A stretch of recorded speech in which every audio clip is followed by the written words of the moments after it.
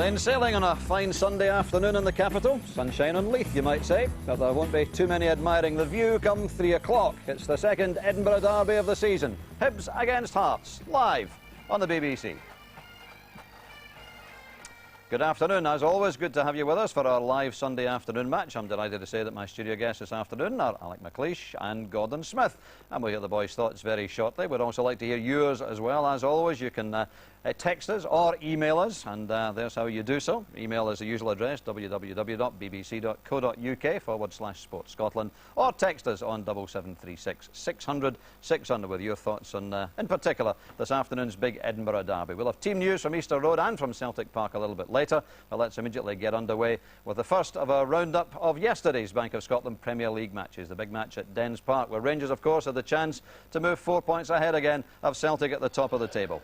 They were up at a venue where they hadn't lost for 10 years, but up against a side who are unbeaten in their last 4. Potentially a tough test for the leaders. Rob McLean, the commentator.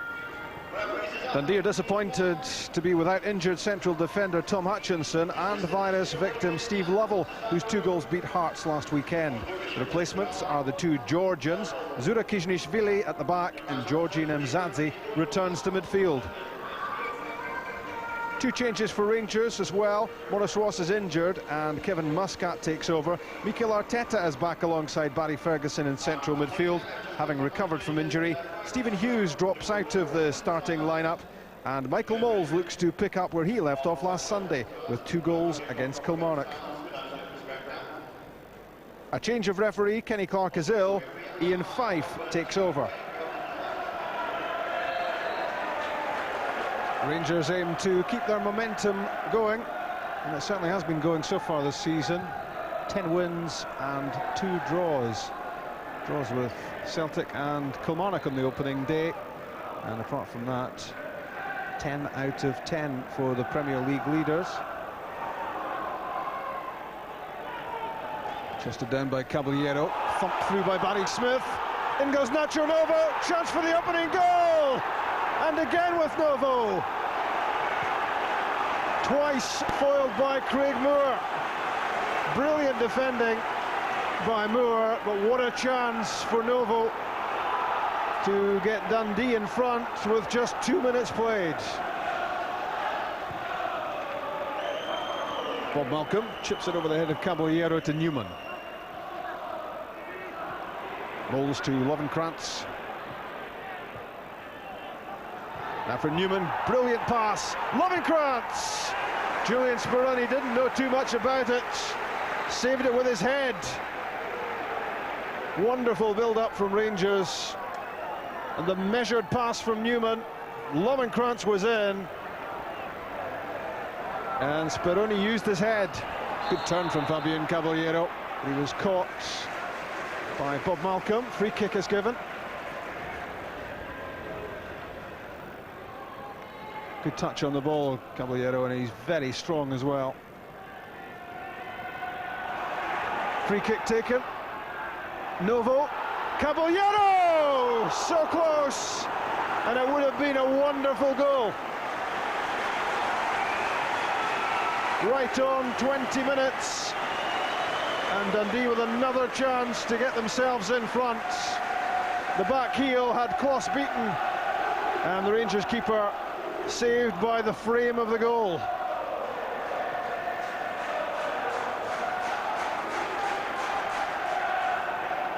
Interception by Arteta, now Ferguson. And the young Spaniard back on the ball. Muscat, De Boer, Michael Moles! Great stop by Speroni. And Lovenkrantz lofts it over the top. Terrific save from Julian Speroni. De Boer missed it, Moles didn't. And very quick reflexes from the young Argentinian to beat the shot away.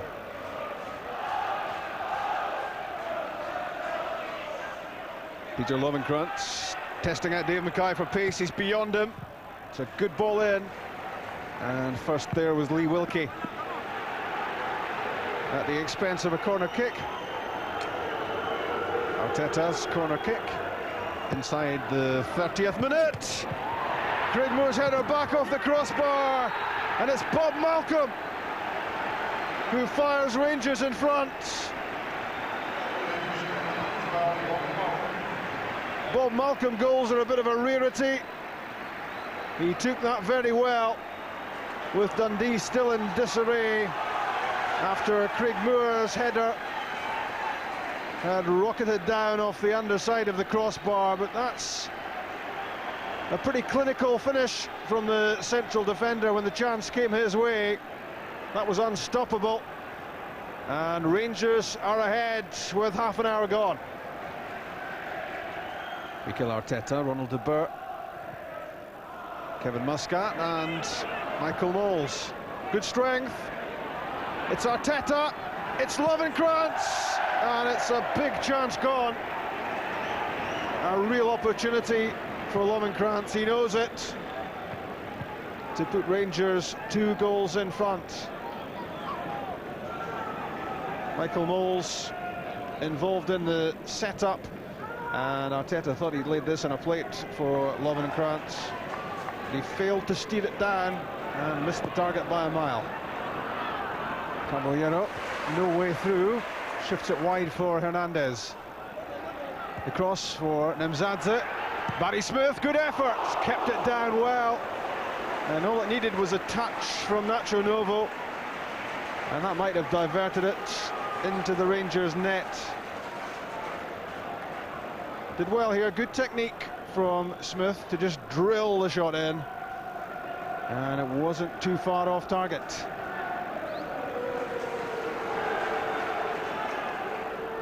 Hernandez, back to him off Rickson.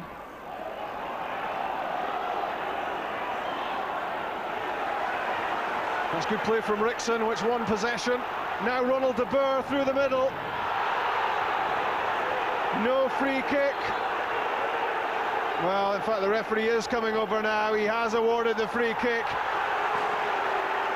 And he's red-carded Zura Kiznisvili.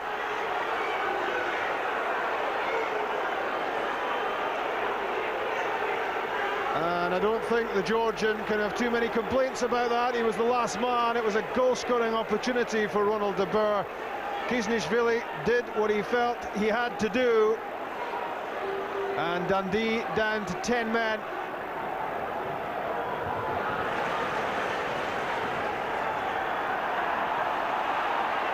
Good play from Barry Ferguson. Ronald de Boer, Ferguson again. Good save by Speroni. Brilliant play from Barry Ferguson as he meandered his way through the middle. And it took some good goalkeeping to prevent him making it 2-0. Dundee just couldn't get to the Rangers skipper. Speroni did just in time, and Wilkie as well was there as the ball spun over.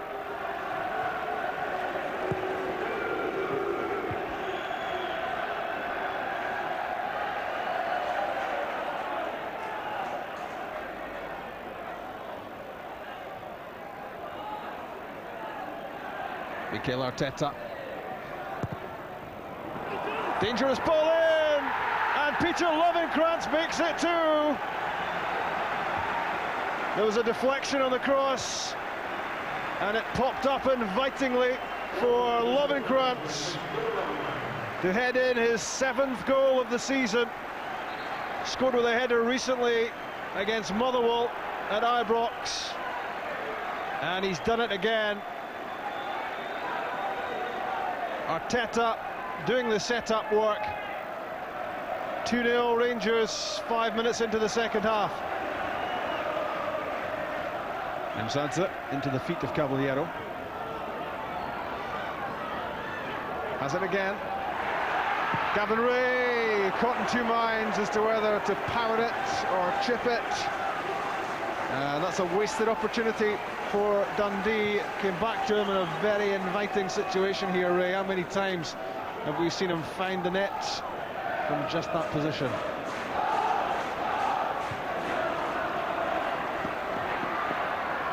A chase for Caballero.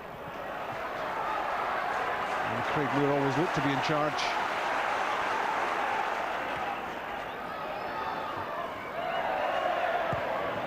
Caballero, Ferguson there. Another chance, which Nachanovo missed completely. To be fair to him, he was probably surprised that it came his way.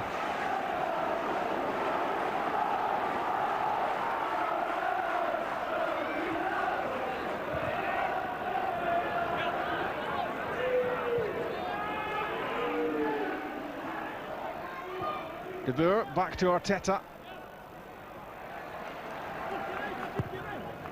Ronald De Boer's cross. Peter Lovenkrantz!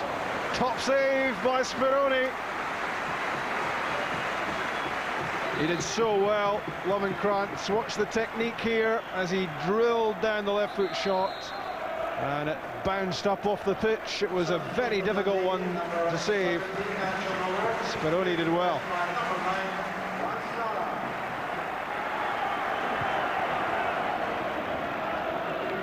Hughes to Rickson.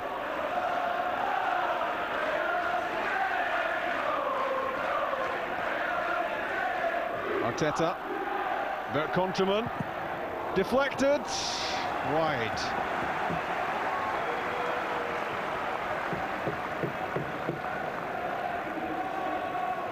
Bert Kontraman still looking for his first goal of the season. Hasn't featured too much. Pretty much a regular on the bench. The regular corner kick man, Mikel Arteta. Goal number 3, and it's Craig Moore. Dundee have struggled to cope with him at set pieces throughout, and having scored last weekend, his first of the season, Craig Moore makes it 2 in 2. The marking was poor from Dundee, and how Moore made them pay. It's 3-0 Rangers with 11 minutes left.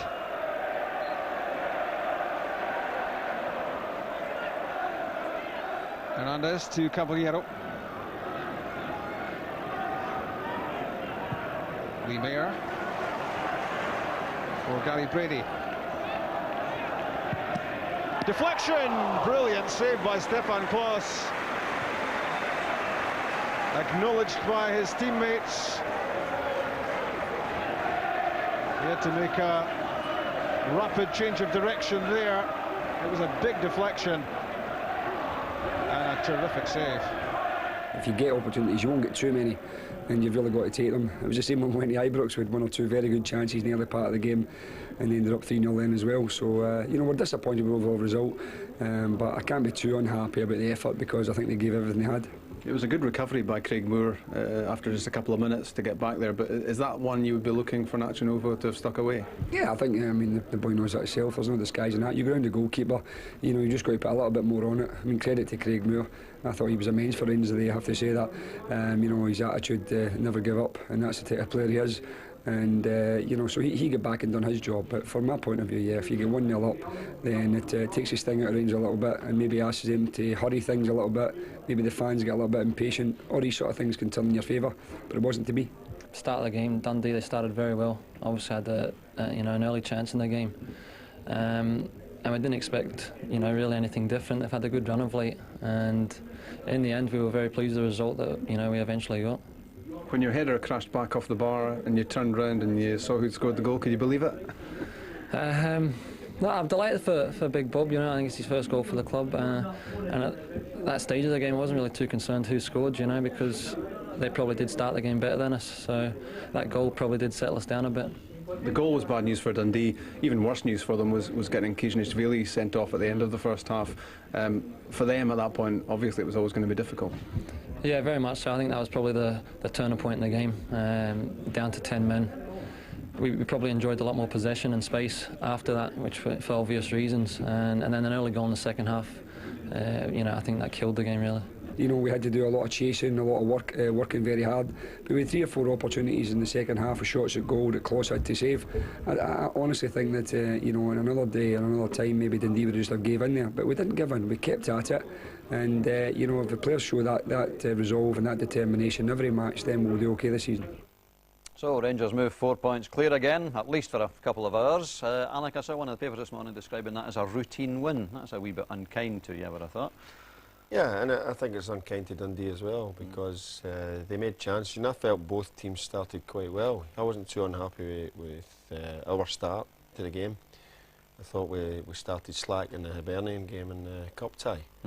But Dundee made some chances, and you have to give the opposition credit for that. You know, instead of saying that it's because we started sloppily, the other team get chances. Dundee played well, and I think Jim's right when he said that even going down to 10 men, he's got a lot to be pleased about. Yeah, you must be delighted. I think that's 8 games in a row where you've scored 3 goals or more in a game. That's very encouraging, isn't it? Well, winning the games is the most important thing, Dougie, as you know. That's always the priority for us, and the bonus is when you score more goals and you play with a bit of style. Yeah. And they've been spread around the team as well. Yeah, yeah, it's been a big team effort. The team, we said that in the team talk yesterday, that the team effort has been fantastic. Defending from the front, scoring goals throughout the team has been fantastic. Yeah. Gordon, you were there yesterday. What was your feeling about the match? I thought it was a very good start to the game. I thought Dundee started well. Both sides were playing well at that point. I think the goal, rather than the ordering off, I thought the goal changed it. I thought once Rangers got in front, then there was more composure to the game, and Dundee got a little bit frantic to try and get back in it, because knowing they were a goal down, they knew they had a bit to do.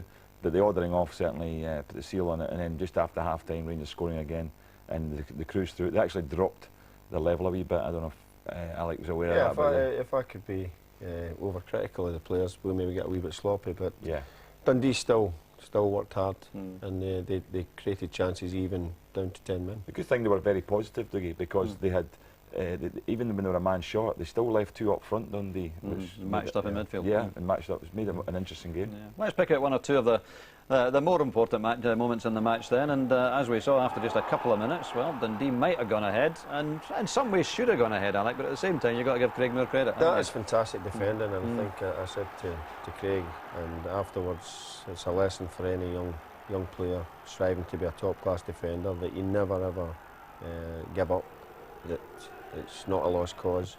And as you see there, Craig, great defending. Craig Moore again, deadly at set pieces he was yesterday. What a game he had in terms of the set pieces. Great delivery from Mikel Arteta, and we've got 2 of the goals. In fact, the 3 goals came from Arteta's delivery. The Dundee fans weren't too happy about this, but I think when we see it again, Gordon, the referee was bang on, wasn't he? Yeah, it's a foul. I think he's definitely fouled him. What you could argue was whether he was last man, it was a stop and goal scoring opportunity. You see another players getting there, but I think he could be construed to be last man, and I think that it's the right decision. I thought there was a one similar with Craig Moore earlier on, but Craig Moore did well to pull himself out the situation, the very same. But I think that was the right decision there. But it was a horrendous bit of play. Do you know Dundee, Alec, I remember this, Dundee were in attack, and they had Rangers pinned in the edge of the box, and it was a bad pass, led to Michael Moulds picking it up and putting Roland de Boer through. Yeah. So all of a sudden they're gone from being attacked, trying to get a goal back, to being down to 10 men. Yeah. And de Boer's clever as well, Gordon. Yeah, he did the right thing. It goes across the defender, and you know, he makes it difficult for the defender. Yeah, yeah, clever stuff. Peter Lovenkrantz, we know all about his pace. He gets you goals as well, though, doesn't he? Yeah, he does, and I think he's pitched in with 6 goals, 6 league goals this season, and his pace gets him across the defender. He scored a couple of goals like that this season. Decent cross from Michael, wee deflection, but Peter catching the defender flat-footed with his change of pace. Yeah, but he's got some skill as well, obviously, Lovenkrantz. His final ball sometimes you might say is not as good as you'd want it to be, but yeah, he's only 21, 22, and he will get better, but his confidence is very high at the moment. Yeah. You to take off both Arthur Newman and Barry Ferguson yesterday, and are they both a concern in Barry's ongoing pelvic problems or groin problems? Barry coming back in the bus, you know, I said, is it time to give you a rest? And he says, no, I want to keep playing. I want to play in every game. And you know, he's like that. He's enthusiastic, and he'll play through the pain barrier. But I'll liaise closely with our medical people. And is an operation inevitable? Is that the feeling? I don't know. I mean, we have him on a course of stretching exercises that we feel could compensate, and hopefully it doesn't have to have the operation or any operation. And Nathan Newman has had a wee problem with his ankle, and again it flared up yesterday, but he was very optimistic after the game. Good, all right. Good win for you yesterday, Alec. Let's turn our attention back to this afternoon's big Edinburgh derby, of course, a match also which Alec knows a thing or two about, of course. It's Hibs against Hearts, live from Easter Road. Let's get some early team news for you from our commentary team there, Sandy Clark and Rob McLean. Well, after the first Edinburgh derby of the season, Hearts were happy and Hibs were miserable, but a lot of water's flowed under the bridge since then, Sandy. That's right, it's been a few short weeks really, but hopefully Hibs will be much happier now. It was a great result for Hearts, but today I'm sure Hibs are right for two things. Revenge, obviously, it means an awful lot to their supporters, and you've got to remember as well, if they win today, they go third in the league. Yeah, well, let's have a look at the two teams. Firstly, Hibs, Townsley injured, Gary Smith comes in, and why break up a winning team more than you have to, I suppose? Well, that's right. Bobby's answer this season recently has been the fact that they've stopped leaking goals. He's playing three at the back now, and that's so important to them. But they've got a lot of good players. A young Gary O'Connor's been exceptional. He's found his form again, and he's scoring goals, and he could be a real hero today to the Hibs supporters. For Hearts, it's Kirk and Webster in. Out, of course, Mark de Vries. Gary Wales left out as well, just when I was assuming that it might be Kirk and Wales up front, Sandy. Well, we all thought that, didn't we? But Craig likes to give us a surprise now and then, and it's maybe a little bit of surprise, but Webster coming in certainly is changing things about a wee bit. It's going to be interesting to see the way that Craig starts today. But Mark de Vries is out, and he's a 4-goal hero from the game earlier in the season. He'll be a big miss, and that could be the difference again. OK, so those are the teams, and I think we're fair to assume that for the second Edinburgh derby running, Mark de Vries won't be man of the match. That's for certain, yeah. He maybe should have gone at the last time. I've got to admit that. A little bit delayed, but never mind. But he's a big player for Hearts, and he'll be missed today. But Jean-Louis Valois, he played very well that day as well. And today's another test for him and for all the Hearts team. OK, I remember Jean-Louis Valois played well as well, don't I? But everything's against Hearts today, isn't it? The form, the Hibs are favourites. But in derbies, everybody said it, the form book goes right out the window. And I think we're going to be in for a real interesting game. OK, Hibs against Hearts. Coming up, back to you, Dickie. Thanks, fellas. That's the personnel. As always, the debate now starts in the studio, and I'm sure with you at home as to what the formation might be. Let's talk about Hearts firstly. Without de Vries, who are they going to play up front, Alec? Well, Gordon and I were discussing that, and they could do a couple of things, possibly 5 in the midfield, but I think it's looking likely that McKenna will play up front. Because I know Craig likes the big man, the big target man, and McKenna's played there many times before for Hearts. Yeah, and he's had some success there. And the addition of Andy Webster into the squad makes it likely that he'll play in defence. Yeah, he'll play at the back alongside Stephen Presley. Ian Murray's done very well for Hibs this season, Gordon, hasn't he? I've been very impressed in the last few games. Outstanding player for them, and he scores goals as well, but he's always good to watch as well, and he's maturing into a top-class player, international player now too, and deservedly so in his form this season. All right, so that's Hibs Hearts. That's our live game this afternoon. But of course, there's another Bank of Scotland Premier League match this afternoon, an important one for Celtic after their exertions against Blackburn on Thursday. They've got Aberdeen this afternoon. Aberdeen suffering all week with that stomach bug. 18 visits to Parkhead now without a victory. Let's get some team news from the East End of Glasgow from Paul Mitchell. Good afternoon and welcome to Celtic Park. Celtic return home after good league victories at Tynecastle and East End Park, and they now have to do it once more at home. Aberdeen travelled down after a sickness bug, but they've got a full-strength side out, with the exception of Peter Keir, the goalkeeper. He misses out this afternoon due to a hamstring injury. Celtic, as expected, have made changes. 3 changes from the side that played against Blackburn. Out go Paul Lambert, Neil Lennon and Didier Gath. In come Momo Silla, John Hartson and Steve Guppy. Aberdeen, Peter Keir is out. Darren Mackey is also out. David Priest comes in for his first start since the game against Kilmarnock, and Scott Meekie comes in for his first start of the season. Over 10 years since Aberdeen last won here, Mixu Patelainen, the goal scorer that day, is the hero here for Aberdeen today. So as we expected, 1 or 2 changes in the Celtic lineup. Maybe not as many as some were expecting. I think 1 or 2 thought that Martin O'Neill might make wholesale changes today, but he's not done that. I don't think that it's the right way ahead at this stage. I think you try and keep your best team on the field and make as few changes as possible, because I think wholesale changes can be as much of a disruption. But there are enough changes in there. I mean, it's a different midfield with Lennon, Lambert left out there. Agat's been left out too, so Silla comes in there. Agat's not been fully fit, I don't think.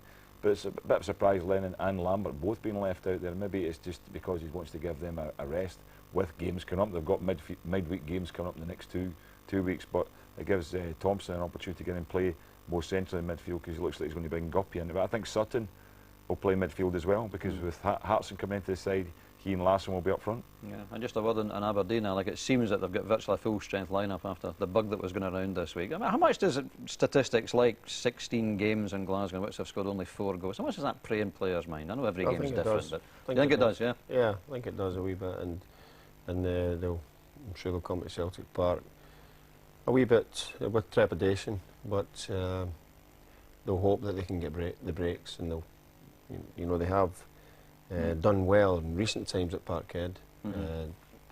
By that, I mean not losing heavily. Yeah, because there was a spell when they were losing 5 and 6, weren't they? Yeah, damage limitation, and if they get something, then it'll be a bonus for them, without a doubt. Right, we'll have highlights of that one, incidentally, a little bit later on in the afternoon, after we see the Hibs Hearts match. We'll see some goals. That seems to be the pattern for those Sunday afternoon live matches. Some of them quite exceptional. In fact, October's goals for the Goal of the Month competition are well worth casting an eye over.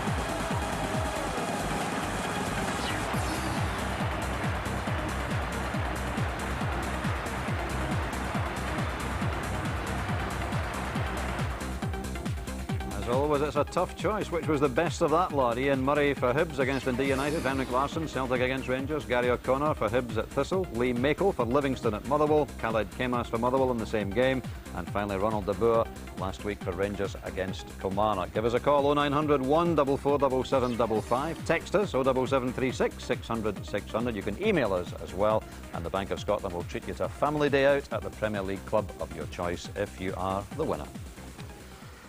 Well, we're just a little over 10 minutes or so away from the Edinburgh Derby. Hibs 5 wins in a row, Hearts without a win in 4. It will count for very little, or it could count for a great deal, depending on your point of view. I wonder what Bobby Williamson thinks about it all. He's been talking to Chick Young. Bobby, since that 5-1 game, there's been an incredible turnaround in fortunes for both clubs, hasn't there? Yeah, well, we've managed to get back above Hearts, and let's hope we can stay there. As I said, nobody can tell how the season's going to pan out, so that's why I think we should get a season to show what we can do. Was that last Edinburgh Derby the real turning point for Hibs? No, we suffered a couple of defeats after that. But as I said, there's no turning points. It's just it's about a whole season and battling your way through it and trying to get the best out of the players each and every game and hopefully getting the breaks. And if you get them, then I'm sure we'll be okay at the end of the season. These 5 back-to-back league victories really register with the fans if you make the 6th against your oldest rivals. Yeah, it'd be tremendous. This is the most important one. The last 5 games go for nothing. The Hibs fans want to see us beat Hearts, and that's what we hope to do. You've done it as well without John O'Neill, who I know is nearing back to fitness. How far away is he? He's still a bit away, and unfortunately when you do get a long-term injury, when you do get back close to fitness, you tend to pick up wee niggling injuries, and that's been the case with John. You're a much more confident frame of mind than you were several weeks ago at this time at Tynecastle? I was confident then as well, I can assure you, but as I said, you can't be overconfident in football. You think, though, the Hibs fans will have something to celebrate today? That's what I'm trying to desperately That's what I'm hoping. That's what I'm hoping. As I said, we'll give it our best, and I know the fans will. They want to win this one desperately, and so do we. All the best, Bobby. Thank you. Cheers, Jack. And we'll hear from Craig Levein in a little moment, but we've asked Gordon, as always, to pick out a couple of players that he feels will be particularly influential this afternoon, and no surprises in who you've chosen, but they're both pretty impressive, Gary O'Connor particularly. Impressive young player, and you know, Alex worked with him and he knows what he's like. He's a lad, he's only 19, but he's a lad that shows great confidence. Gallus is a word you might use in the Scottish sense, and but certainly audacious at times, and you see this.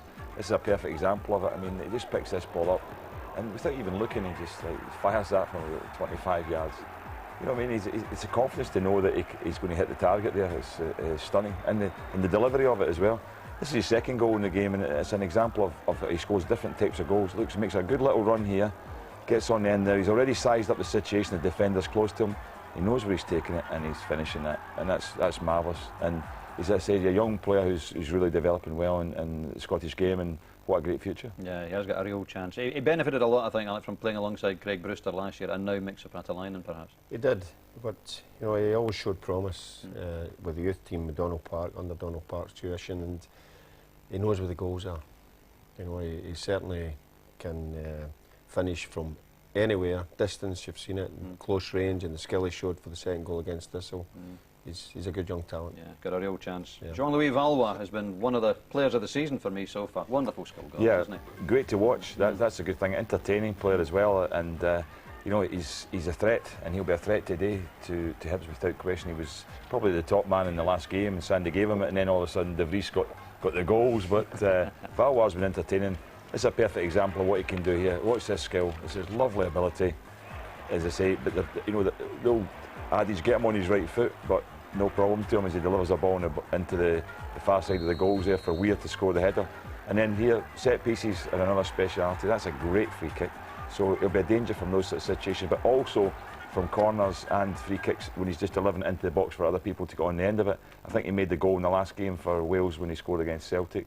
And you know, he's tremendous from those sort of set pieces, and he will be a danger. Yeah, and also those two will be among the contenders for man of the match this afternoon. As always, we've got a DVD player or a signed shirt from the club of your choice.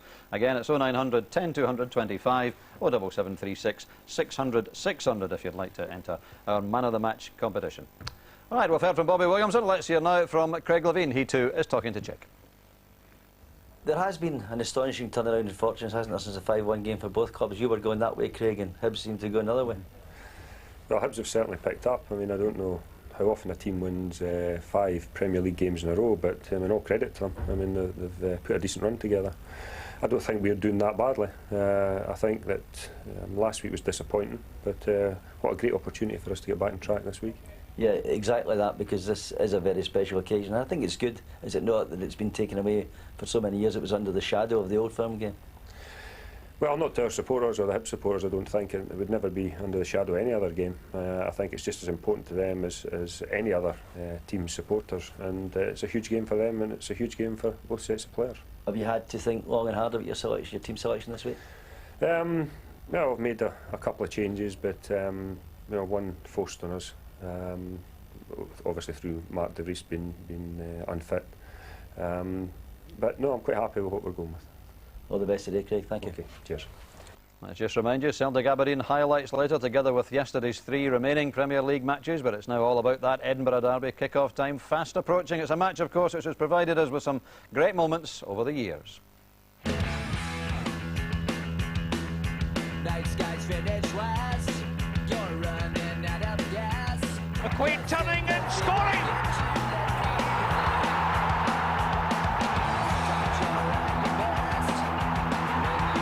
Gordon, number 7.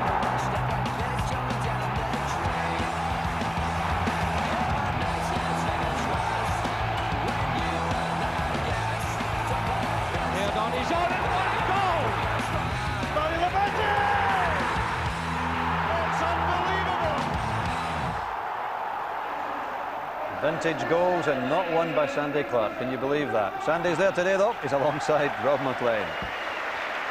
Yeah, that must have been a struggle to keep one of Sandy's goals out of that little montage. But if the Hearts fans have been dining out for the last 3 months on the Derby drubbing that they dished out to the team they love to hate in the first BBC Live match of the season, then Hibs supporters are hoping they'll remember the 3rd of November by firing off some fireworks of their own, having amazingly overhauled their Edinburgh rivals in the Premier League. And the big incentive for both is that if they win, they go 3rd. Only one change for Hibs. Why change a winning setup? Derek Townsley's injured. Gary Smith in for his first start in more than a month. That's in defence. Up front, 19-year-old Gary O'Connor is the form man, Sandy, with 5 goals in his last 6 games. Yeah, he's playing very well, there's no question about that, but for me, Hibs have got good results because they've stopped leaking goals, always playing 3 at the back, and it's worked very well for them. And the one that sticks out for me is Yannick Zabernardi. He's a very good reader of the game, and he's got a magnificent left foot, not afraid to come forward and have a shot. But when you look further forward, Gary O'Connor seems to get all the plaudits at the moment, but Mixu Patalinen playing beside him, you can't underestimate his value to the team. He's big, he's strong, he's experienced, and Gary O'Connor's learning an awful lot with playing beside him. The Hibs fans may have had nightmares about Mark de Vries in the last few months, but they can relax this time. The Dutch striker is injured. Gary Wales, who might have expected to play and did so last weekend, is on the bench. It's the 2 Andys, Kirk and Webster, who are the replacements. Yep, it's Hearts are probably in the worst spell of the season for them. They started exceptionally well, culminating in that 5-1 victory in the previous derby. But to me, they're playing 3 at the back again today. Presley, Stephen in there, he takes the leadership, he organises things, and he's a very big player for them. But further forward, stamping Seven in the middle of the park, there's a lot of responsibility on those 2 today. They could be up against 3 Hibs players, and they'll have to work hard and try and dominate in there. I know a lot of you are interested in who's on the bench for the 2 sides, so there you are. Goal threats for Hibs on the bench in the form of Tam McManus and Paco Luna. The experience of Matthias Jack is there as well. And for Hearts, well, the Twaddle and Wales, and 2 of the younger players who've come through the youth system here. Neil Janicek, the 19-year-old, is on the bench. And Graham Weir, who scored his first senior goal this season in the 2-0 win against Dunfermline, the 18-year-old, he's on the bench as well. And of course, Craig Gordon, the deputy goalkeeper, is 19 as well. Well, changed days for these Hibs supporters who were miserable after the first 4 games of the season. They lost their first 4 in the Premier League, and there were all sorts of ridiculous calls at that stage for Bobby Williamson's head. How short-sighted sometimes football supporters can be. And of course, in sharp contrast to that opening burst of form from Hibs, they've won their last 5 straight wins in the Premier League. And from the early stages, when they were bottom of the league and looking like early season contenders for relegation, now they're up into 4th spot. And things suddenly look a whole lot brighter on Leith.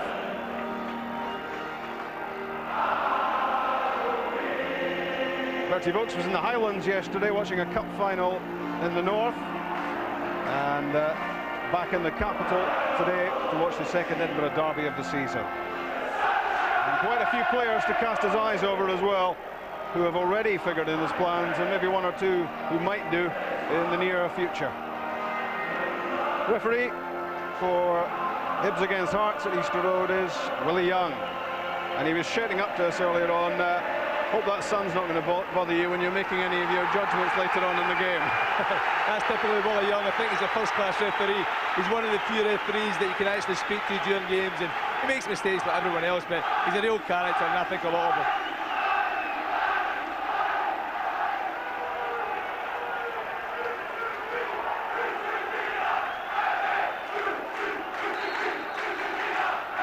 It It was 5-1 Hearts on the second weekend of the season at Tynecastle. Can Hibs bite back? They're certainly the form team because, well, they've won their last 5. Hearts haven't recorded a win in their last 4 league games, in contrast to the way they started the season. Gary O'Connor, Grant Brevner. That was pretty well defended by Alan Maybury, who was under pressure there from Craig James. Good play from Hibs. Gary O'Connor linking in the support run from Grant Brevner. That's a decent ball back post. Alan Maybury actually does very well to get in the road more than anything else of young Craig James.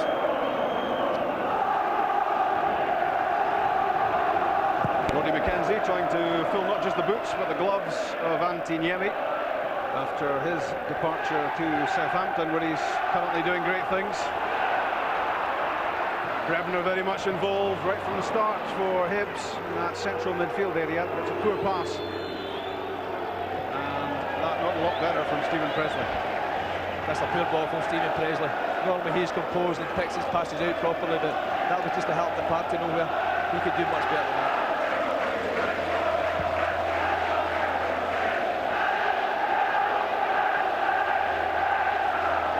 No difficulty in naming Mixu's most memorable match in a Hibs jersey in his first spell with the club. A hat-trick, 6-2, 2 years back.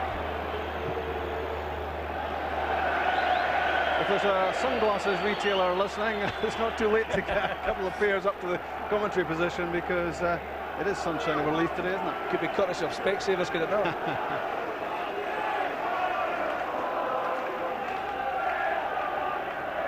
Patalainen's knocked down, and Scott Severn wasn't expecting to play a 1-2 with Willie Young there. Decent touch from Willie. Not like him. Stephen Simmons. Long ball from Stephen Presley. It's beyond Valois, and well judged by Zambonardi. Well, it's fast and furious and frenetic, and probably quite a few other things beginning with F. You expect that in this type of game, but I'm just looking at the Hearts formation. Jean-Louis Valois, he looks as if he's certainly got a freedom today to roam anywhere and play wherever he can find some space. The Hearts play with almost one striker against the Hibs back three. It's Yannick Zambonardi again, and Craig James, who's impressed in his spell so far in the first team. He's on loan for the season from Sunderland, just 19. Bobby Williamson very much impressed. Strap throw. And almost an opportunity for Valois, but it is the first corner kick of the match for Hearts. And he knows what to do with a dead ball. Andy Webster stationing himself right in front of Nick Colgan. In from Valois, and it's 2-1. What was that I was saying about a dead ball? That's your fault, Rob. You'll get the blame for that one. But Valois, you're right. His set pieces are normally so good. He normally plays the ball in with more pace than that. There was certainly lots of height on it, but really it's a poor ball. Greg Levine was appointed in the wake of that 6-2 defeat I was talking about for Hearts a couple of years back. That was in the October. He was appointed in the December.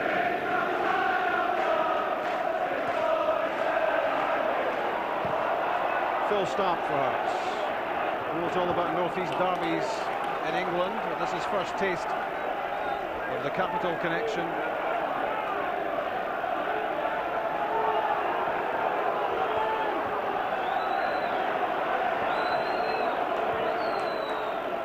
Neat ball from Severin, and that wasn't so neat from Gary Smith, and he's given away a free kick in what could be a very dangerous area. I can't believe he's complaining about that one. He can't get to the ball. Simmons has got his body between the ball and the man, and Gary Smith takes him right out of the game. He's an experienced player. It's a solid place to give away a set piece. Sent off, of course, against Alec McLeish's Rangers just a matter of days ago in the CIS Cup.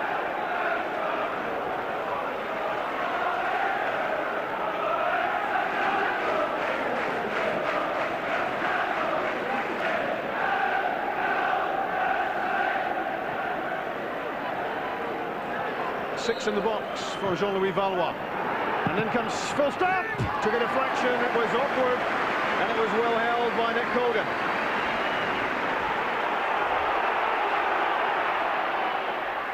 Colgan, who missed the first Edinburgh derby, missed picking the ball out of the net 5 times, as Tony Craig had to do.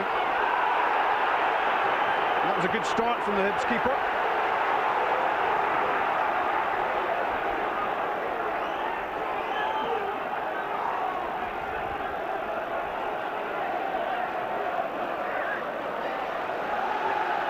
If you want time on the ball in the midfield, you're in the wrong place this quiet Sunday afternoon in Edinburgh. I don't think so. This is a good free kick from Valois. They're expecting to deliver into the box, puts a decoy run, Stamp picked up the ball, good shot, deflection, took the piece out of the ball. Nick Colgan managed to get it with 2 hands. His first goal for Hearts was against Livingston in the 1-1 draw, and it wasn't at all bad.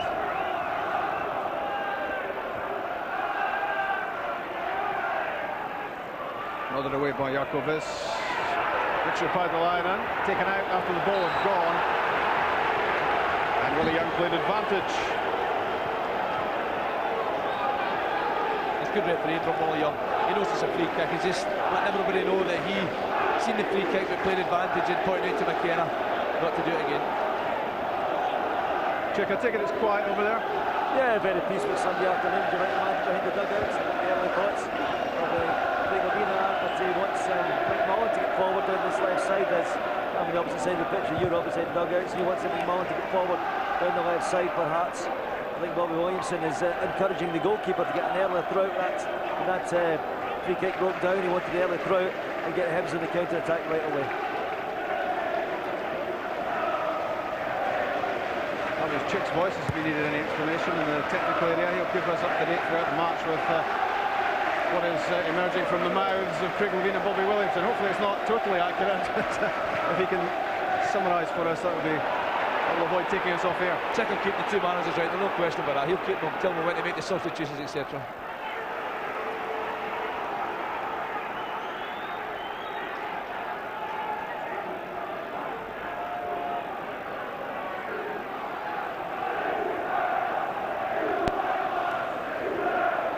Ah, there he is. Phil Stamp. Flicked on by Stephen Simmons. No great threat at the back post from Hearts. And Alan Orman able to clear. Paidelainen. Good play. Using all his experience there. He wasn't going to be panicked into a pass. James. Brebner taking up a useful position. It was just too long for him. San Bernardi. And this. Hibs making it very clear that they mean business.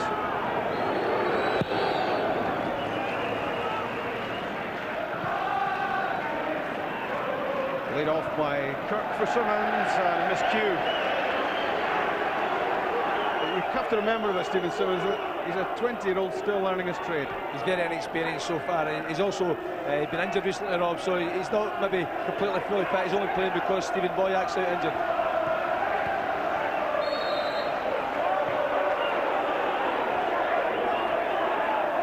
Ian Murray's been in a fair bit of form recently. Scored in the last Edinburgh derby, although it didn't matter much. But 4 goals in his last 7 games. And of course he made a Scotland debut here for the full side against Canada. I'm sure Betty Volks will be having at least one eye, if not both, on him for most of the game.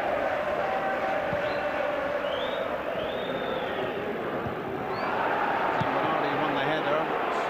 Jakovic didn't make a great job of getting it clear. Quick feet and a little burst of pace as well. He's electric as Jean-Louis Valois. And he looked very much as if he was being held there by his fellow Frenchman. Free kick. It's certainly a free kick. It keeps the ball so close to him. Great touch to change direction there, and certainly a free kick from San Bernardi.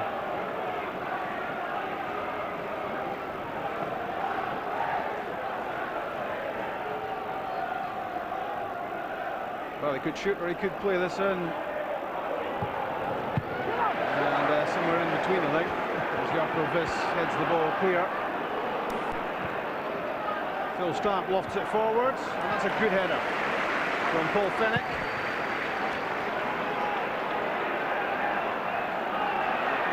Gary O'Connor for Ian Murray, and well taken by Rory McKenzie. Two of the Hibs youngsters combining. It's a good break from Hibs. It's a long ball forward to O'Connor first and foremost. Ian Murray making a good supporting run, and the ball from O'Connor wasn't the best, but Rory McKenzie nice and sharp, made sure he got there first. Gary Smith made that his. Andy Webster hurried it, and it drifts out of play. And he just needed to take a touch and take a moment and have a little think there. I think that's typical of the Derby game, isn't it? You say that the pace is frantic to start with. You've got to settle down a little bit. Mixie Paterina, he's a good example of that. He'll keep the ball and make a pass, whereas the younger players have played passes far too early. Frantic, that was the other F word I was looking for. Scott Severin, Alan Maybury. Well, that would have been a nice touch if there had been somebody there. As it is, it's Craig James with a useful ball, which stretches Stephen Presley. And good pressing from Gary O'Connor. Scotland colleagues, but O'Connor gave Presley no peace. It's nice to see that O'Connor chasing a lost cause virtually and put Presley under pressure.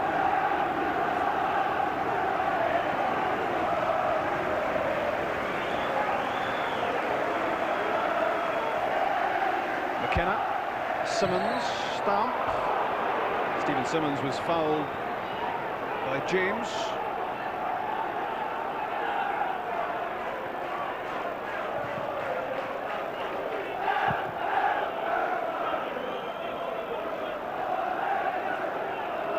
Stephen Simmons, he's in the meat of the sands was there, isn't he? He certainly took a clatter, not for the first time in the game.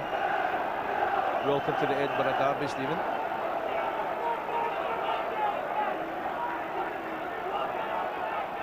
Paul Stamp certainly doesn't mess about in the middle of the park either. He gets his foot in there and makes tackles and has a presence. Yeah, he's not shy. 10 years at Middlesbrough. He's only in his mid-20s, but a lot of experience. Good touch from Patalainen, sets up Brebner. Murray running ahead of him. And still running.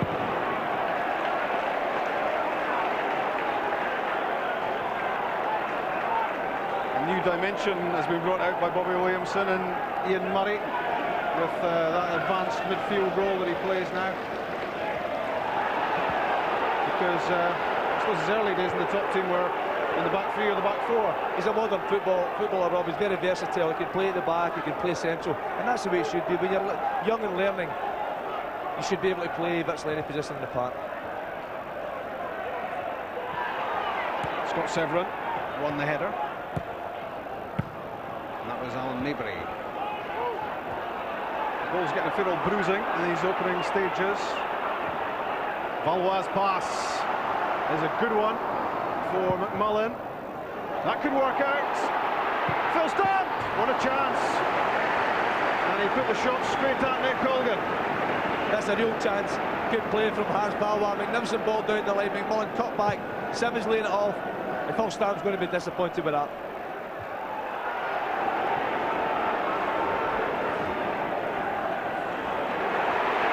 That's great work from Ian Murray.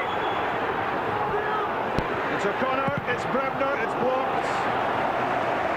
And that was a mistake from Alan Maybury, which gave Hibs the opportunity. But this match raging from one end to the other, as it tends to do. It's been a good start to the game. That's a chance for Hibs, very similar to the Hearts one. Murray stealing the ball off of Maybury. O'Connor decently off. Grant Brebner tried to get there, got his shot in, but good defending.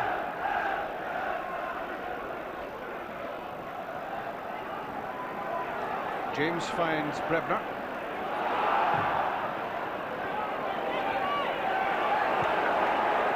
Patalainen against McKenna.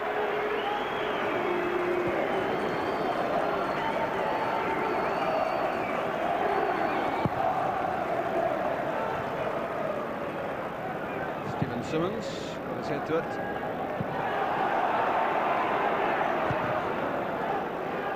Up and under from Presley. Fennick won it. I wasn't quite sure where it was. And that's a Hibs free kick.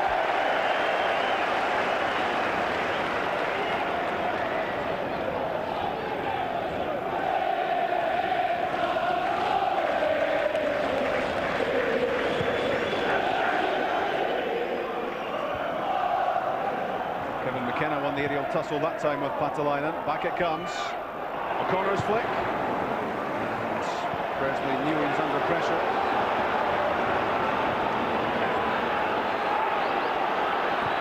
Valois' pass finds its way through to Kirk. Will it be goal number 1? No, it won't. But he was offside. It wouldn't have counted even if he'd beaten Nick Colgan. But that was tremendous goalkeeping. It's a good save from Nick Colgan. Great ball from Valois. Andy Kirk, I can't believe he managed to stray offside there. He's looking right across the park. He should have stayed on.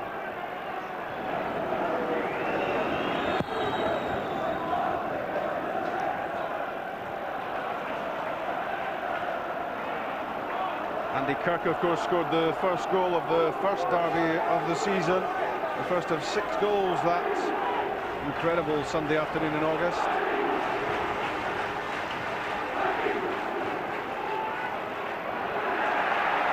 Good ball winning from Hibs. Good advantage from the referee as well. Hasn't worked out though for Hibs, but Brebner makes sure he gets it back. I think he wants to keep those shorts for the game. It's actually good refereeing from Wally Young there. That's what looking at the free kick and rightly so played on. Grant Brebner eventually winning it. It's a tussle of players there. You can see Simmons it is trying to get inside Grant Brebner's shorts. Steady.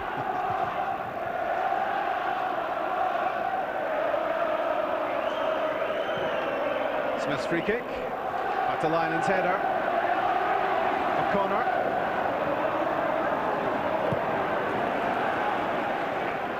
Played away by Valois. And now back with McKenzie. Shaker Gallagher of Bobby Williamson has had some comments aimed at Paul Fennick. Well, I think the problem is the runs of Valois, and they've always identified him as the real danger, and it would take a super spy to spot that one. Valois runs, and there was a bit of a mix up there between Fennick and Weiss as to who should be picking him up. And that run forward with Valois and Bobby quite clearly getting his message across in his own immortal way. The position Valois is playing today is very difficult to pick up. He's dropping off the front into no man's land, and it's a hard one. Somebody's got to take responsibility. Brebner's pass is a good one for Murray. That's a good challenge from Alan Maben. He did well, and well, that was a challenge and a half from Grant Brebner.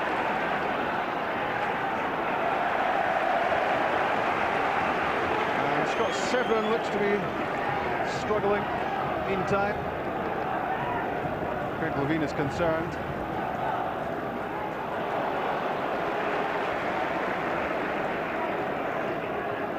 Looks a little bit groggy. It's a scalp at the head, as I say. I'm sure it'll be fine. There's Valois with a licence to roam. Well, he's got one man of the match prize already this season in the BBC Live matches, I gather, in the first Edinburgh derby. Who will be the top player this time? Those are the numbers. And don't forget, you can text us or contribute via the website on what you reckon about this game. There is a small chance that you might not rate our reflections on it, so I think you can do better. Let us know by text or via the website, bbc.co.uk/sportscotland.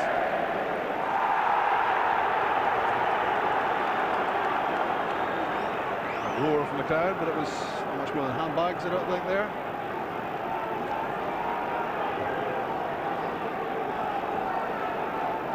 There's that blazing sun in the background. McKenna's throw. Scott Severin over the top of Gary Smith. Cleared by Colgan, but only as far as Stamp. Simmons quickly onto Valois, and the pass behind Phil Stamp. We've made a terrific run to the edge of the area, and there are opportunities here for Hearts to find a way through. We've seen that from both midfields. Phil Stamp certainly getting forward, going beyond the strikers for Hearts, and Grant Brebner. I've been impressed with him today. He's doing exactly the same thing. Yeah, Brebner and Murray both blasting off through that midfield and supporting the front two. And you'd be surprised if we go too much longer without a goal. Could be famous last words, wouldn't it? Both teams are certainly going for it. when you looked at the Hearts line-up, you were a bit concerned, as it was Craig looking for a draw today, tried to snuff out the Hibs in the middle of the park, but he's not. He's certainly playing almost with three up front. Kirk, Simmons on the right and Valois in that floating role.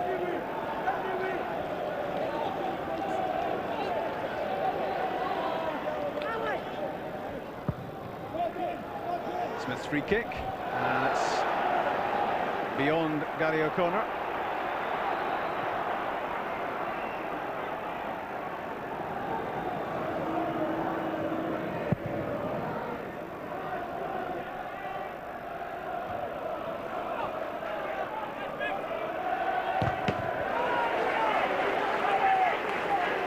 It's an intriguing tactical tussle. Chick, what's being said in the technical area?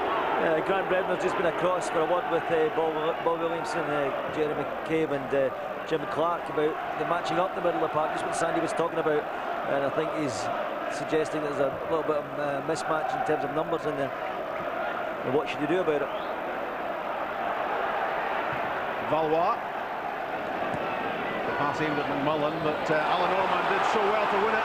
Now he's back for the return pass. And what a saving challenge that was from Stephen Presley. It's a brilliant tackle. And I tell you, he had to get there. It's a great play from Hibs. A call, a magnificent touch on Orman. He's all the way through. And Stephen Presley does it so often, timed it to perfection. He saved the day for Hearts. In from Finnick. To line and won the header. And Presley got just enough to divert that back to Roddy McKenzie, with Gary O'Connor waiting to pounce. Such an important player, Stephen Presley, for Hearts, and he's proving it yet again. And if he'd got that sliding challenge wrong there a few moments ago, it could have been a red card. There's every chance that would have happened. There's been a few tackles like that, they've been timed well, but the last thing you want to see is a mistimed tackle. You don't want to see a yellow or red card, and more importantly, you don't want to see a bad injury because of it.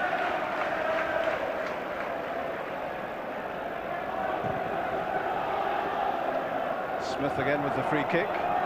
Kenna is there first. And now Alan Orman, who made that brilliant run out of defence. Decided to turn defence into attack in quick time.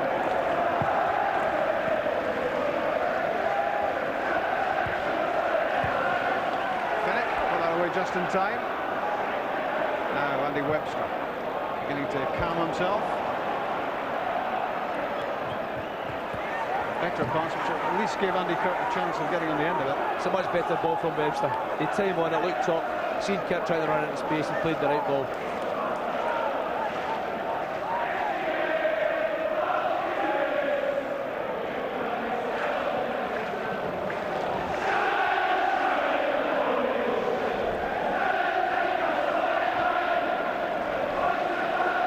It's not quite songs of praise, but a Sunday afternoon sing-song at least.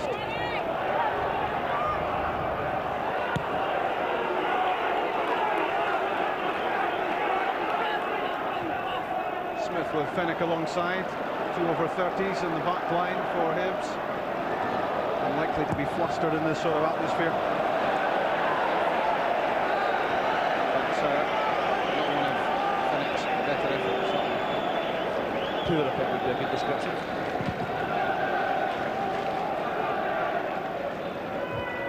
Finnick, it's Viss, that's Patalina.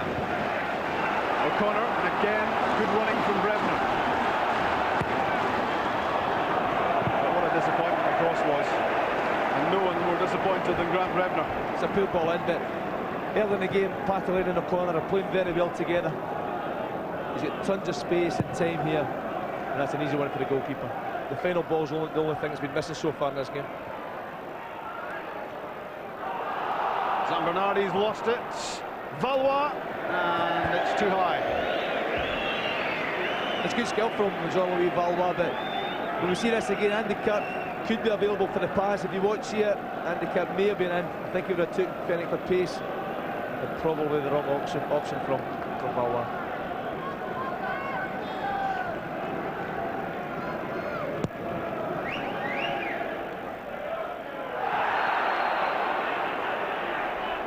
Free kick given against Scott Severin. Well, when you looked at the players that Craig Levine named for this Sunday, I think or in fact before he named his team, I think we'd have gone for Kirk and Wales up front. Wouldn't you have assumed that with De Vries out? Yeah, we'd have thought that.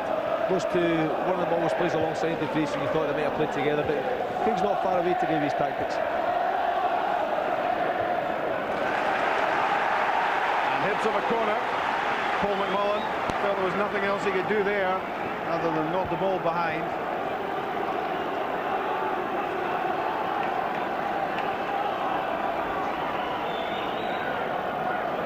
Well, that sunshine could be interesting for Roddy McKenzie and Kevin McKenna and everyone in the Hearts defence.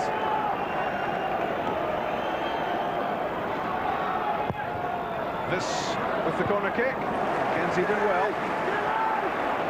Flicked it away to safety.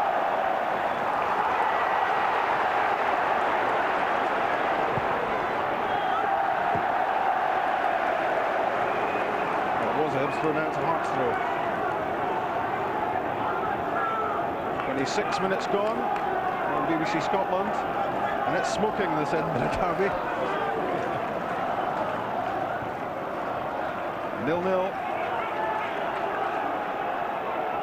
And it's always engrossing when these two lock horns, and you've sampled a few of these yourself, Sandy. I've played in lots of the games, and Craig and Bobby were saying before the game, it's a massive game to both sets of supporters, and it is when you play in it. They're great games to play in.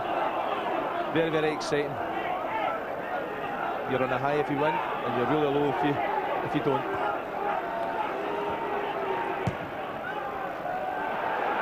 McKenna to Kirk. Good challenge from Gary Smith as Kirk tried to loft the ball in. It's good play from Hearts. Gary Smith's looking for an offside here, and he actually could be right. The linesman stands side, may have got it wrong, but Smith does his job first, defends, and then questions the assistant referee. The left foot of Valois plays it in. Jarkovic at the near post forces it clear, and that wasn't a bad effort at all, was it, from Jean-Louis Valois? Sometimes with him it's that element of surprise about what he does. His delivery's been very poor from the set pieces so far. There he's not a million miles away, but I'm sure that his delivery of the ball from set pieces has got to improve, and it will improve. It only takes one decent ball in, get it right, and it can end up the back of the net.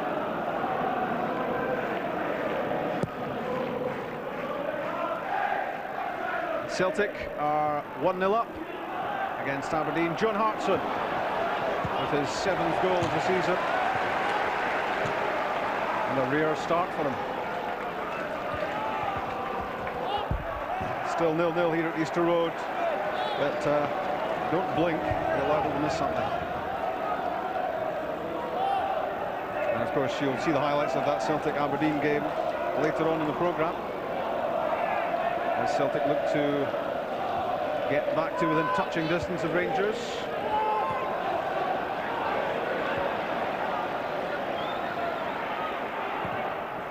Presley's pass picks out Alan Maybury.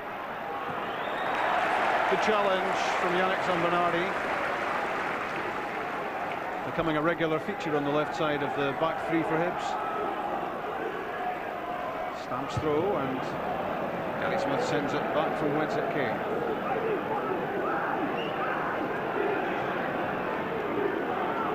His last start for Hibs, end of September. Smith again. Played away by James. Atalainen. Give it away to Severin.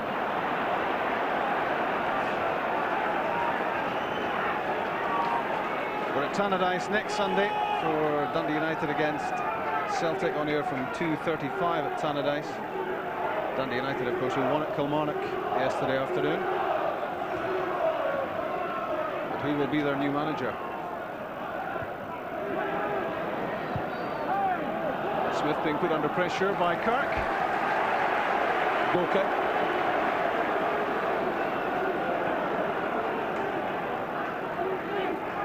Andy Kirk wasn't a big fan of that decision.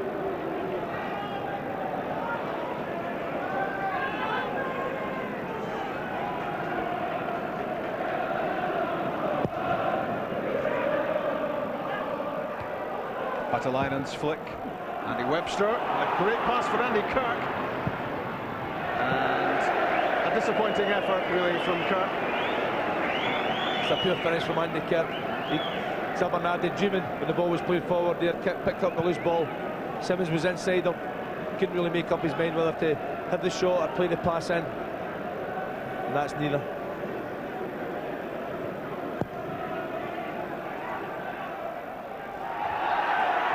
There's a fair bit of grappling going on there between McKenna and Patalainen. I think that's good refereeing from Wally Young. McKenna, Patalainen, both experienced guys, big guys, going for the ball, and they're both having a pull and a push at each other. They just let the game play on.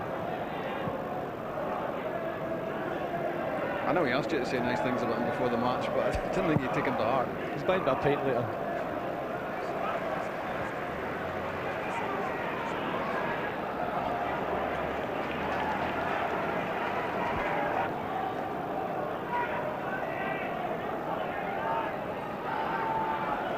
Pretty fevered Bobby Williamson down here. He's having a go at his strikers and wants Gary a corner to chase it. Grant and Brenda behind him, supporting him to chase the balls that are played in over the top. I'd like the work rate's enough for Bobby from the Hibs forwards at the moment. 5 straight wins for Hibs, though, under Bobby Williamson's management. They've beaten Kilmarnock, Livingston, Dundee United, Partick Thistle and Aberdeen. It's been a terrific run and it's transformed their season. And it's also kept those people quiet who wanted Bobby Williamson sacked. He's hardly been there.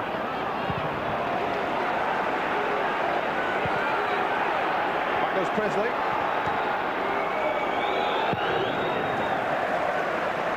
Roddy McKenzie fires it clear.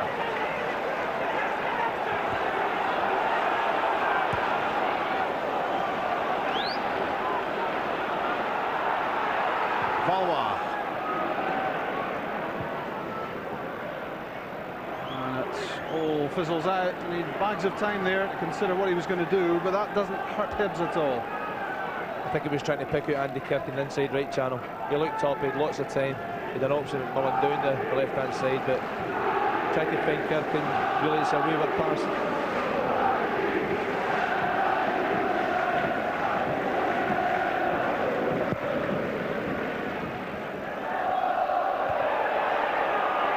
It's fiercely competitive, as you'd expect it to be, because you can keep your Old Firm match and every other derby match around the world. As far as the supporters in Edinburgh are concerned, this is the one that matters most for them. Zambernardi's pass spun off Murray, and Paul McMullen again hurried the pass when he'd much more time. What this game could badly do with is someone putting their foot in the ball.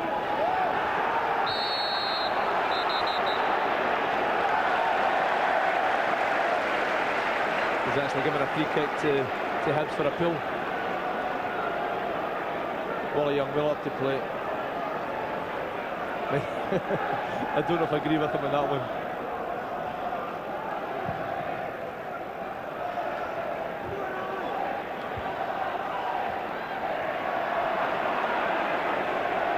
Scott Semlin, launching challenge from Jarko Viss.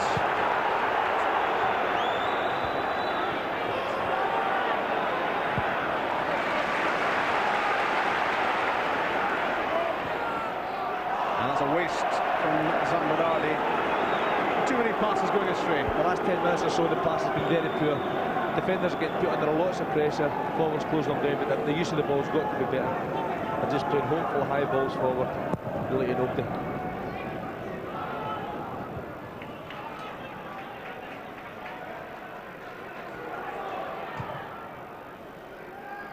Long ball for Patalainen. Grant Brebner. Webster. Concedes a corner kick.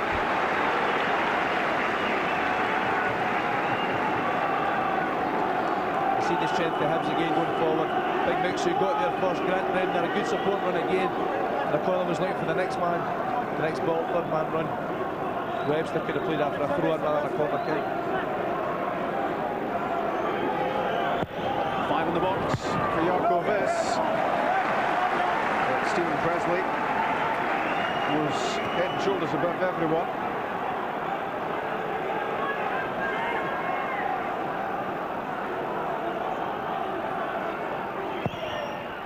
Hibs trying to keep the pressure on, and that's useful. It's more than useful. Hibs have the leads. Mixu Patalainen, and it's a blunder by Ronnie McKenzie. 10 minutes from half-time. It's a variation from the corner kick. Last one near post. This one back post. Ian Murray gets across here, good header, and I don't think you can blame the goalkeeper.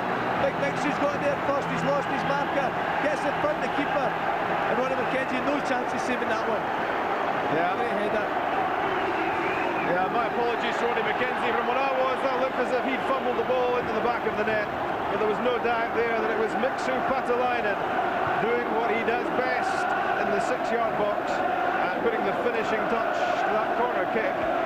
And his third goal of his second spell with Hibs has the home team in front in the Edinburgh Derby. It's amazing when you think about Mixu. He was unattached in the close season training with Hibs just to keep fit and ended up with a contract and now a Derby goal.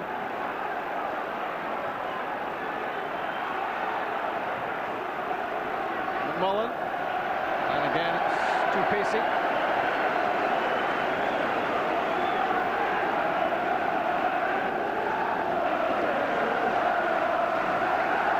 We see the corner kick wheeling away at the back post, and it's a great header across. It makes its experience, its intelligence, it's what all good strikers should do. Get across in front of your opponent and get to the ball first. I don't think Bobby Williamson celebrated as much as that when he used to score goals, if you cast your mind far enough back. I don't think he ever scored any goals. A few people reckon he should have worn those glasses when he was playing as well. He enjoyed that from Mixu Patalainen.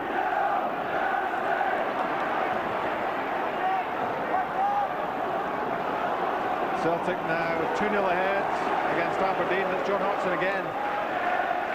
2 for the Welsh international striker, and you'll see them later in the programme.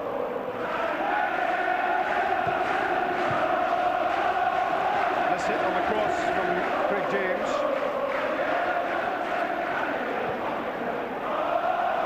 Valois. Andy Kirk's onside. Played on by Gary Smith. Nick Colgan plays sweeper. That's good play from the goalkeeper. Kirk managing to stay on this time. Playing like a sweeper, as you say, cleared the danger.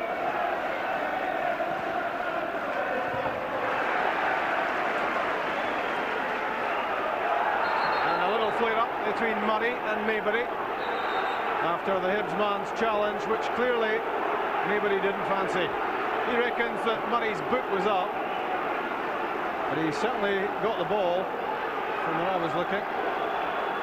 The referee's absolutely right there. Alan Maybury, it's a good tackle from Murray.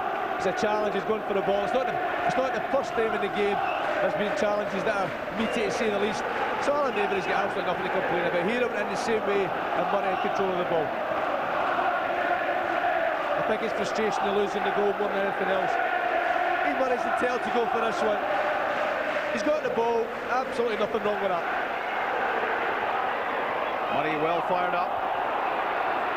Connor, Rebner, and that's got too much pace on it for Alan Norman. The idea was good. The goal certainly lifted the game. Just what the doctor ordered, as they say.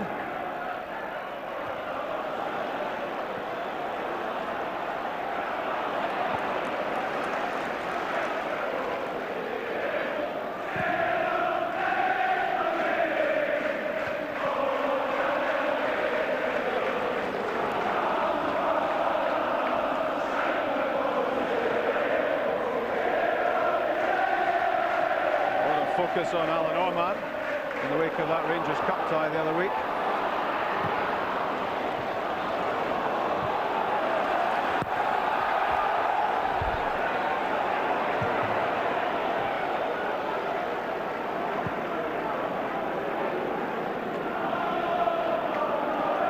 Nearly 40 minutes played at Easter Road. Hibs 1, Hearts 0. And I wonder what Craig Levine has planned in response to that Mixu Patalainen goal check. certainly seems to want the game to be brought forward, Rob. He thinks his midfielders sitting a little bit deep. He's urging them forward, McMullen particularly, to get forward down the left side, support the front players, and that seems to be the message. Pull the game towards Hibs. It's a confident Hibs team. And another great run from Alan Oma. He does that so well. And it's going to be a yellow card for Phil Stamp. Justified. The Phil Stamp knows that. Alan Orman, great run from the back. Pace, power, control of the ball. Trying to get around the next opponent. And Phil Stamp taking him out of the game.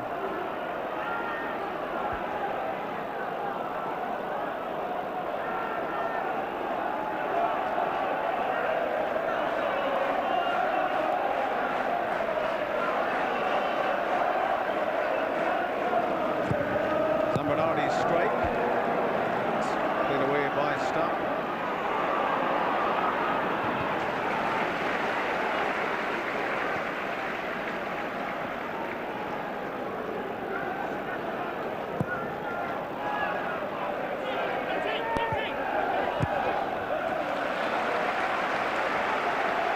Orman kept it in, McKenna turned it out.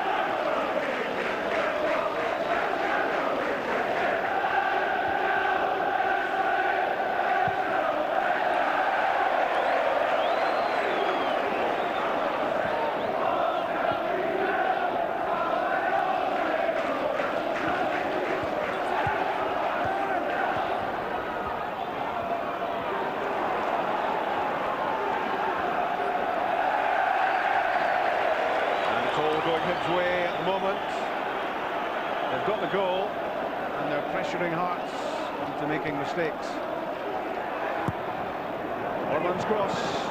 No great challenge from Mackenzie.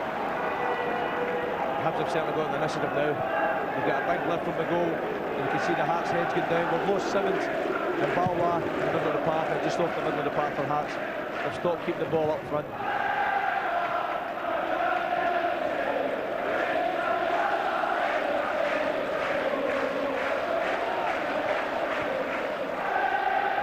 To Presley. McMullen has got himself into a good position. Stamp was there. Corner kick. That's better from Hearts. McMullen getting down the left-hand side. It's a decent ball in. Stamp commits himself going forward again. The ball deflected for the corner. Off Gary Smith.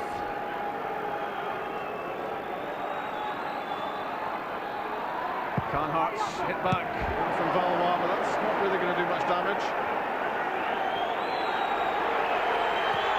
There's another chance. Gary Smith heads it away. Jokovic is still lying down in the penalty area. And, well, he's up and about now. That's McKenna. And Kirk, deflected! Good save, Nick Hogan. Good shot. Stephen Simmons, I think it is, picks up the loose ball coming off the front. It's on target, it's going to sneak in. Nick Hogan getting there, got his hand to it.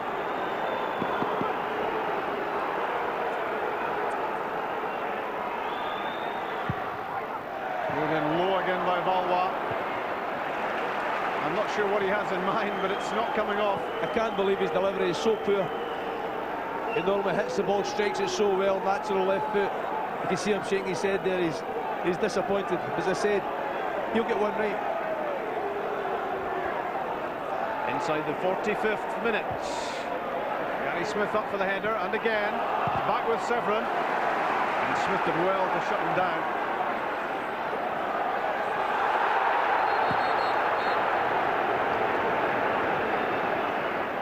Was out of play before McMullen's cross came in. Whenever young Paul McMullen gets down that left-hand side, he's certainly a danger. Henrik Larsson has scored the third goal for Celtic, his 20th of the season.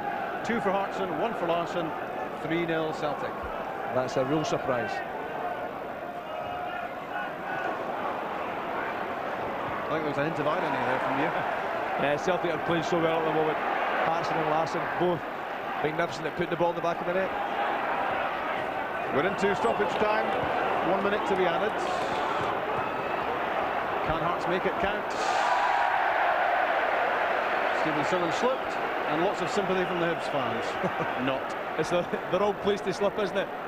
Right in front of the Hibs fans, and it was a chance for Hearts maybe had gone beyond them. Simmons could have played him in. Last chance of the first half, and Brebner hooks it clear.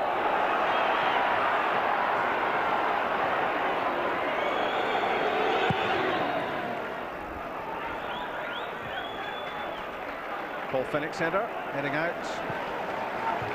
And the first half almost up.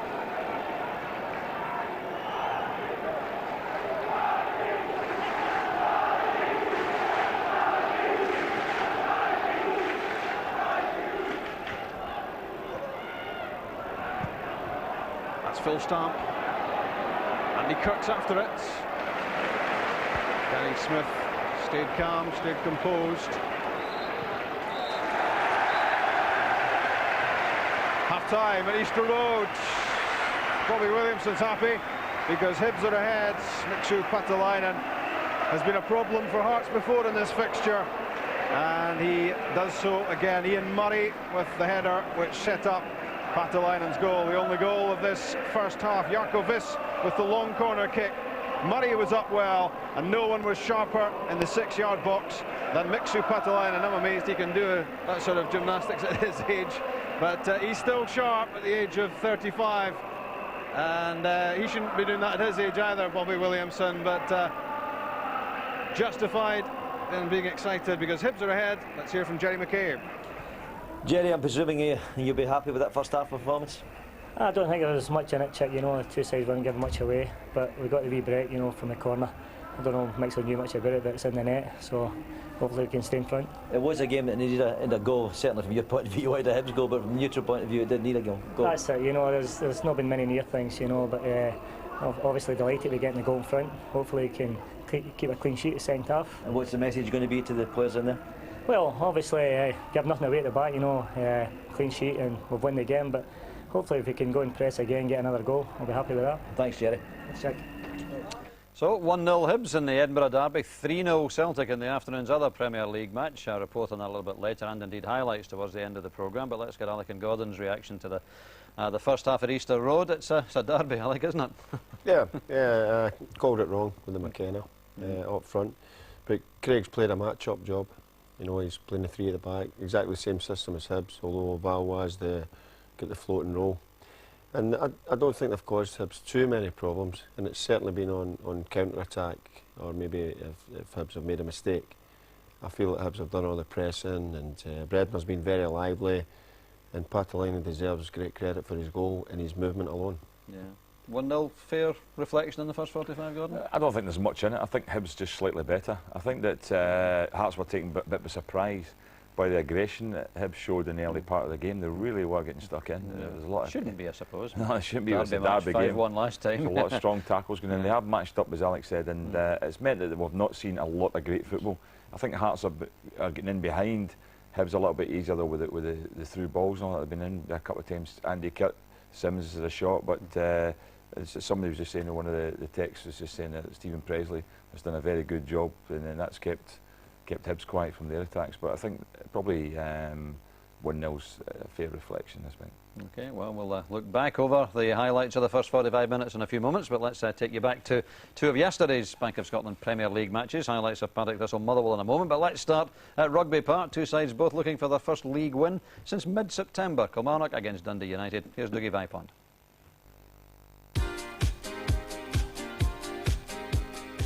It's 5 years since Dundee United had won at Rugby Park, but Paul Sturrock wasn't interested in record-breaking. He just needed a win to help him secure a full-time position.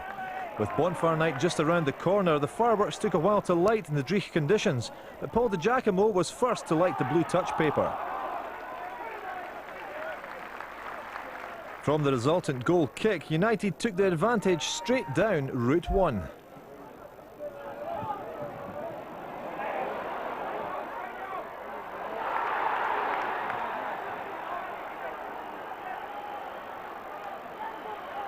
Chris Innes looked odds-on for the clearance, but Stevie Thompson showed determination to score his 9th goal of the season.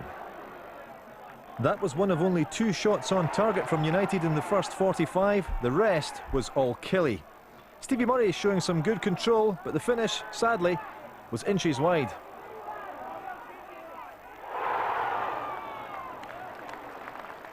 The equaliser was well on the cards, and it was Stevie Fulton who levelled up the scoreline.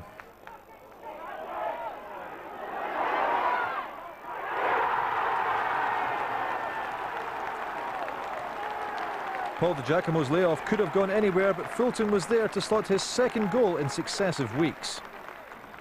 After the break, Kelly made all the early running with Dundee United camped in their own half. Alan Mahood just unable to keep this one down.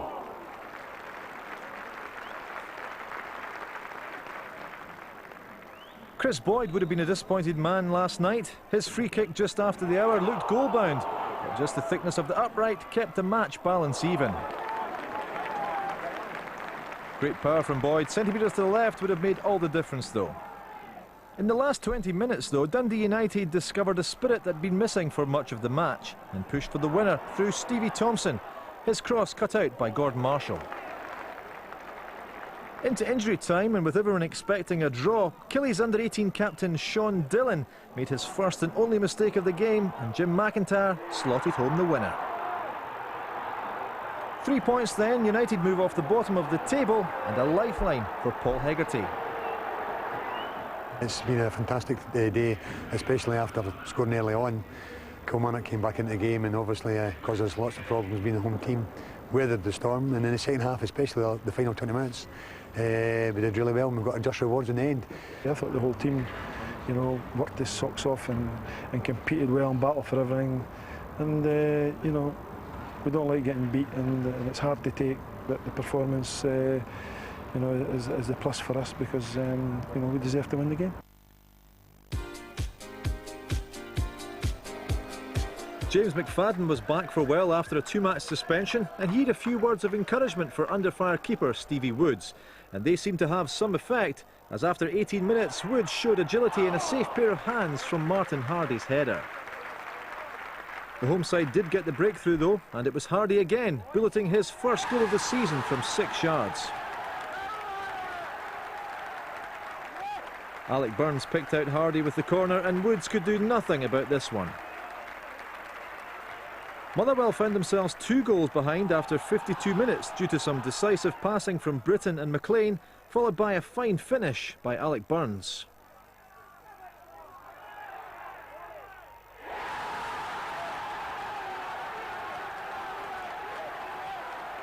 The Motherwell defence at 6s and 7s, Burns happy to take advantage. The visitors did have the chance to pull one back 6 minutes later when James McFadden's cross was met by Dirk Lehmann, but the header flew wide. Kenny Arthur a bit late to react. He'll be happy to see this one didn't hit the target. Any thoughts of a revival were scuppered for well when they had their captain Scott Leach sent off for a second bookable offence. We think it was for a shirt pull, but what do you think? Answers on a postcard. Leach clearly unsure why he had to walk as well, but walk he did.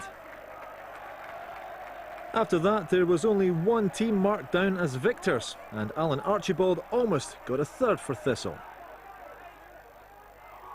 But 2-0 it finished, and their first home win of the season. It was a sweet one for us, to be honest with you, because I say the supporters, we've had a lot of draws this season, and the supporters have waited a long time to get a victory at home. We haven't won at home in the league, so it's nice to get our first one at home. At the start of the season, it was good because we had a belief and we had a real tenacity about our game. We worked very hard. We still got to keep the work rate going, but you know the belief is is gone now. The confidence of the players is gone as well. But we have to get that back. We get that back through hard work, sheer hard work, and you know we will do it. Don't worry. 7 matches without a win now, Motherwell, since beating Celtic back in early September. They slumped to the foot of the table. That's where you began your management career, Alec, but Big Terry's got a few problems, I think, hasn't he? Yeah, difficult. They're on a wee run of defeats at the moment, and the young players will certainly be losing confidence with that. But you know, they had a fantastic result against Celtic, and I don't think they've really reached or scaled the heights since. Yeah, they don't look to me to be significantly poorer than anyone else down at that end of the table, Gordon. Perhaps nothing really to press the panic button about, not yet anyway. Not at all. I mean, it's very tight down there. Plenty of time to get out of it, but as Terry says, it's probably about confidence more than anything else. I mean, they should have had that from the Celtic performance and the result they got that night, and everyone was expecting Motherwell to go on, and they got a lot of publicity for it, a lot of praise for it, but the run's been poor, and they certainly need to turn things around and certainly getting results again. 2 bad results in a row there, the home defeat, heavy defeat to Livingston, who are a rival, and then losing to another rival yesterday. Yeah, it was a bad one. Dundee United picking up 3 very important points with that late goal. We're told that they are claiming that no approach has ever been made to Steve Patterson of Inverness Caledonian Thistle, and Chairman Eddie Thompson will apparently sit down to discuss Paul Hegarty's future tomorrow, which perhaps is maybe a bit more optimistic for Paul and Maurice Malpass, Alec, from the sound of it. Yeah, you know, Paul's been around a long time. He's a good experience in managerial terms, you know, coaching at Aberdeen, and I think he was caretaker for a few months there as well. You know, it's difficult to see why he doesn't get a chance, but you know, it's not for me to name the manager. No, all will become clearer tomorrow, perhaps. Right, half-time at Celtic Park, of course, and it looks very much like another win for Celtic. Half-time report from Paul Mitchell. And it's been Celtic's afternoon so far here at Celtic Park, despite a good start by Aberdeen. Got a good chance after 4 minutes. Derek Young with a chance, well saved by Robert Douglas. Aberdeen then had a good spell of play, but then it went wrong for them as Celtic moved into overdrive. The first goal after 25 minutes, a brilliant header by John Hartson, giving Priest no chance. The second goal from Hartson, set up by Guppy and Larsson, a wonderful finish. And then the third goal coming 3 minutes before the break, a free kick from Henrik Larsson. It's going to be 3 points to Celtic. It's just a question of how many will they score. Celtic 3, Aberdeen 0.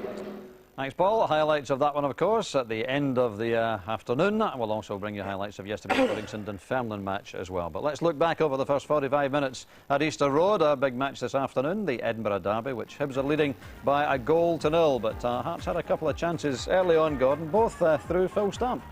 Yeah, it's not one-way traffic at all. I think that Hearts have been in the game, there's no question of it. They're trying to get forward, they're trying to use Valois as much as possible. He just laid this in the path of Stamp, and this could have gone anywhere really, and I think the actual deflection took the pace out of it, and that helped Colgan make the save.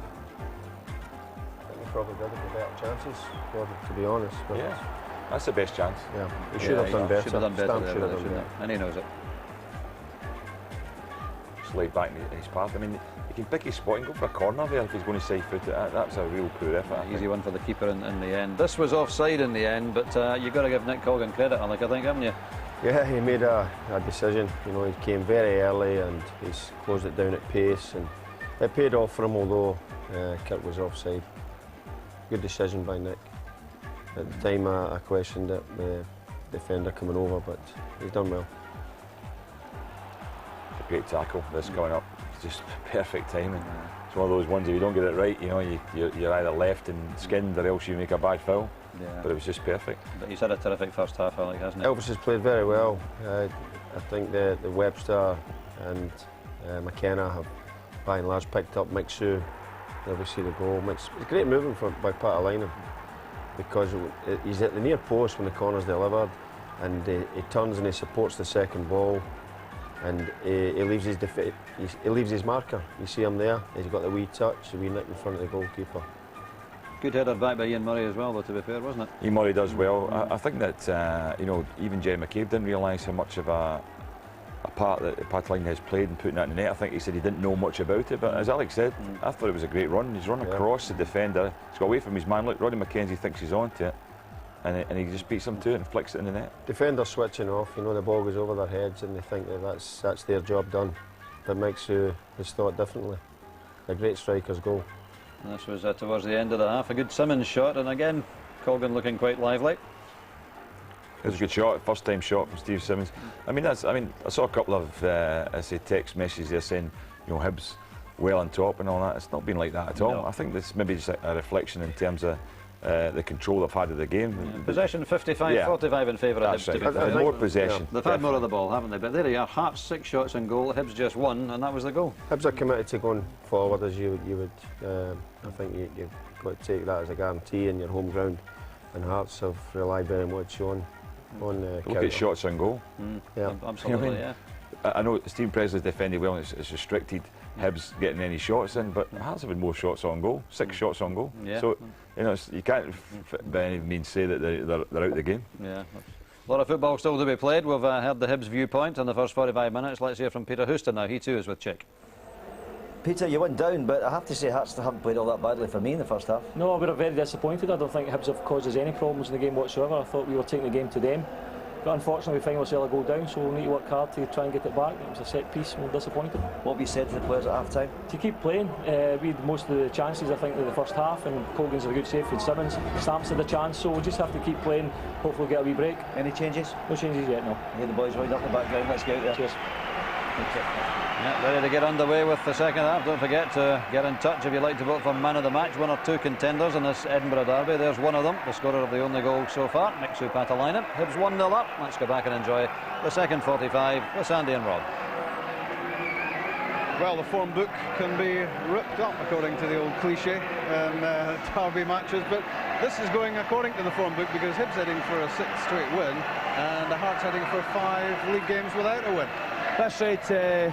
You know, you never know what's going to happen in a derby match, and there's 45 minutes to go. But Hibs, I think you can sense that they're the more confident team. They're the team that are on a high. They've got lots of belief, and Hearts are now chasing the game, and that just might suit Hibs to hit them on the break.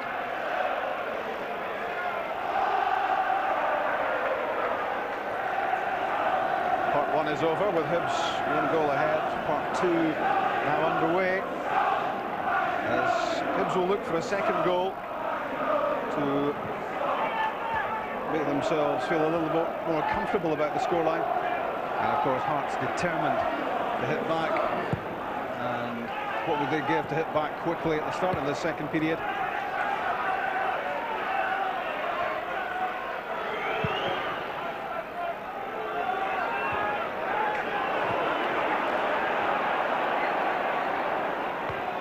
Simmons lost his footing when the ball was in the air. Not for the first time. No way through for Paul McMullen. I wonder how much longer, Sandy, it will be before we see Gary Wales. I would like to see a second striker from Hearts' point of view. Kirk's up there, virtually on his own. I know he gets support from Valois and Simmons, but you're a goal down. You need to get back in the match. You need to score a goal. And to do that, it helps if you've got 2 strikers playing as strikers. Phil Stamps spins away from Ian Murray. Good pace from Alan Maybury. And he has himself a free kick.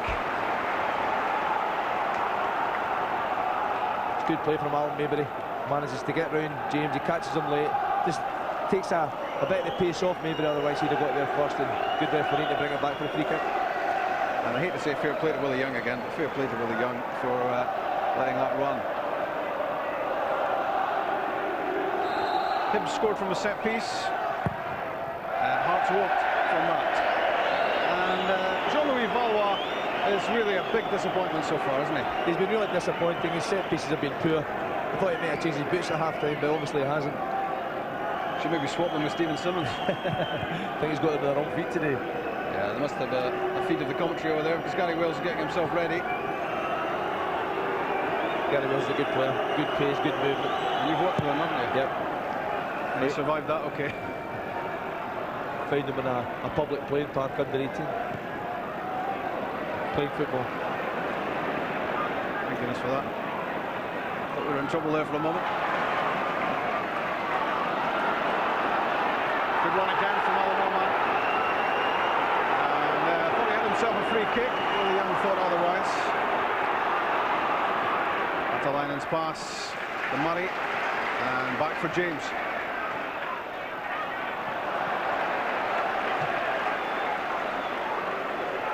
Acts of aggression from Hibs, which was a big part of their story in the first half. And there have been 2 or 3 terrific runs from Alan Orman. He certainly played very well. Scott Severn involved in lots of tussles in the middle of the park. He's very, very competitive. Good work again from Patalainen, and not far away from Gary O'Connor. There's life in the old dog yet. There certainly is. You just feel there's more threat when Hibs go forward. It looks as if they're more, you feel as if they're more capable of getting a goal. Or a second goal. Maybury's under pressure. What Hearts don't have, of course, is a partnership up front. are a proven partnership, if you like. Yeah, that's right. De Vries, we said before the game that they would miss him, and they certainly have today. But Wales and Kirk, Craig, I don't think fancies the two of them together, probably too similar.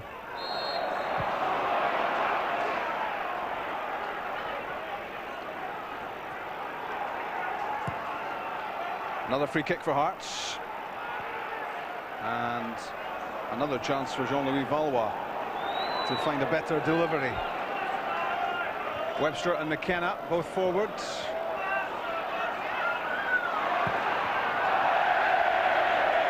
And it's just not going his way. No, it's disappointing. They certainly tried a variation there. Presley coming up, taking a quick free kick. Valois working himself into a fair bit of space, not under pressure again. And a really, really poor ball in. Sacre bleu. Or words to that effect.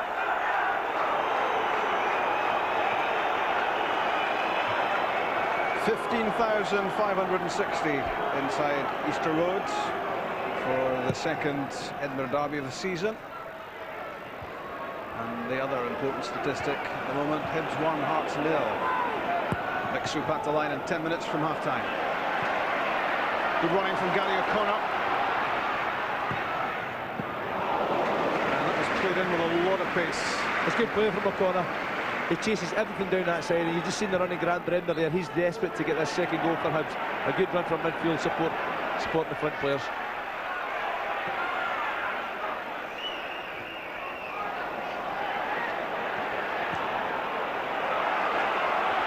Onside, Gary O'Connor. Can he make it two? No, he can't. There was a lot of support getting up alongside him as well. It was a real opportunity. It's a great chance for O'Connor. And we see the rerun. Stephen Presley's dropped off and played on one side. Simmons against Zambernardi, good defending. He's put his foot on the ball and finds Orman with a pass. One back by Valois.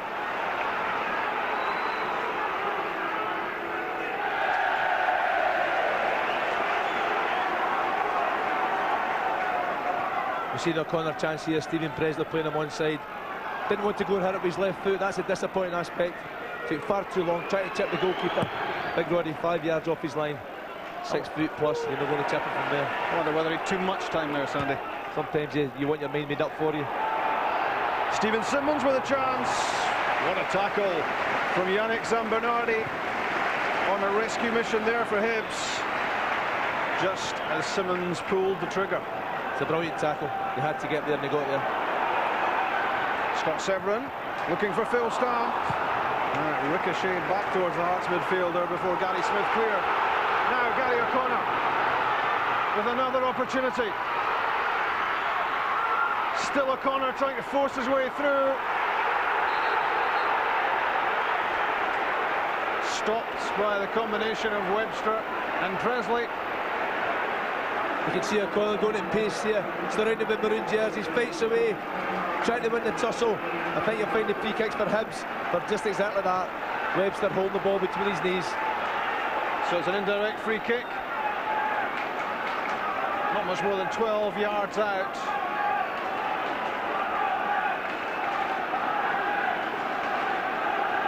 And this is the chance early in the second half that Hibs were waiting for. Bobby Williamson would love to see a second goal go in. Every Hearts player back inside the box, almost inside the 6-yard box. It's got to be a touch and a hit.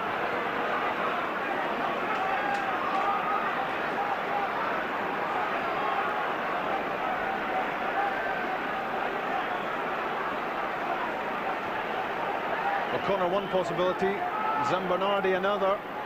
Grant Bremner over the ball. It's O'Connor and it's blocked. Back in from Fenwick. And there's a free header for Orman. And deflected into the side net. Or so it seemed. There's a free kick in the corner. For me it's the wrong option. Zambernardi, if he played it across 3 or 4 yards, Zambernardi left foot. Resultant play. Alan Orman trying to knock it back in there. Wally Young changed his mind there, gave the goal kick, changed it in the word of the corner, rightly so.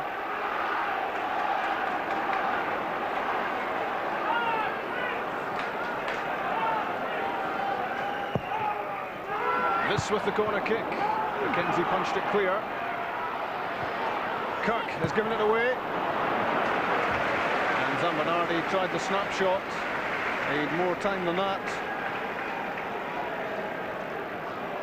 And that could have been a dreadful error by Andy Kirk. Zambanardi there. I thought they should have played the free kick to him. But we've seen that shot there. Maybe O'Connor was right to hit it. 4-0 at Celtic Park. A hat-trick for John Hartson. That takes the season's tally to 9. 1 for Henrik Larsson. That took his total to 20. And Celtic cruising at 4-0 against Aberdeen. And there's plenty of time for the damage to get much worse. And you'll see all the goal action from Celtic Park after this match.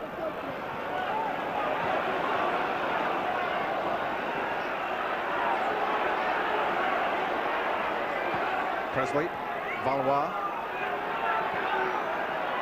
Severin, and again Simmons slips.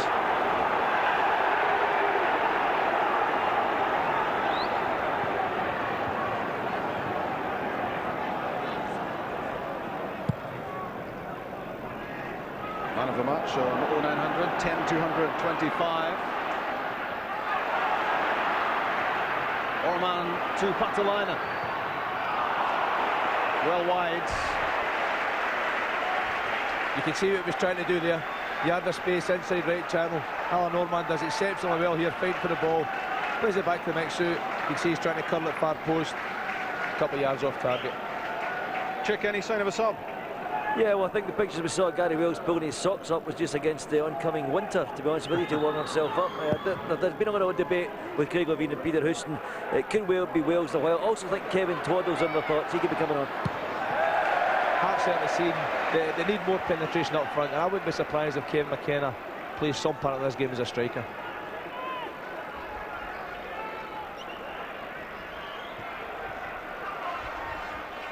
Craig James with the throw. And Richard Patalainen was doing a bit of wrestling with Phil Stamp. Big Mitch has got a great presence. He's not going to get knocked about, is he? But just pushing away there, just a little too much.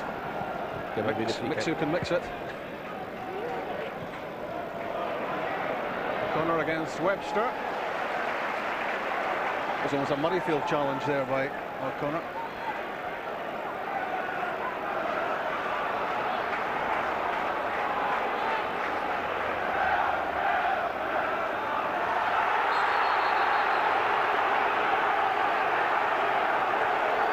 Talking about mixing it, Stephen Simmons overheating. I think he clashed with Ian Murray there. It was. It's silly to get involved. Okay, you're trying to get a yard of space, you're trying to find some room. Really, they're pulling at each other, which is so unnecessary.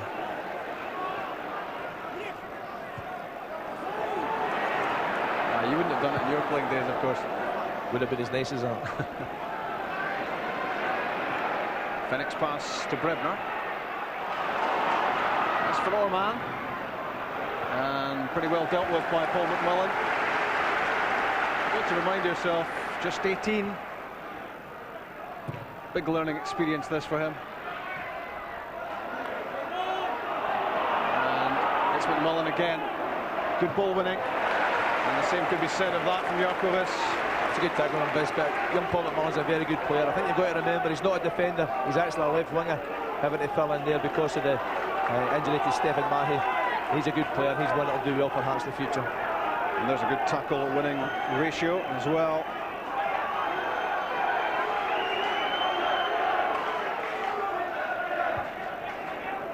Valois' header, hooked on by Stamp. Andy Kirk chasing. Well played, Nick Colgan. Not for the first time in the match, he's outside his penalty box with some crucial defending.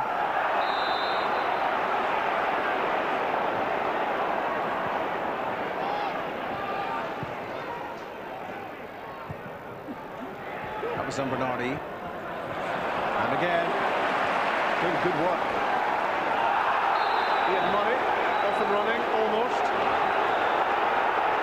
Caught by Scott Severin. And it's another booking. I think think he's a little bit unlucky. I think he's got a touch on the ball when you see this. But Scott Severs had a few free kicks against him in the game. He's got the ball and he catches Murray as well. So unfortunate. But I don't think the yellow cards for that tackle. It's for the few tackles that went earlier. So bookings for Simmons and for Severin in the last few minutes. Zambonardi's free kick. McKenna there. And that's Severin. Miscue. And fortunate that Stephen Presley was alert behind him. Phoenix cross. McKenna won it.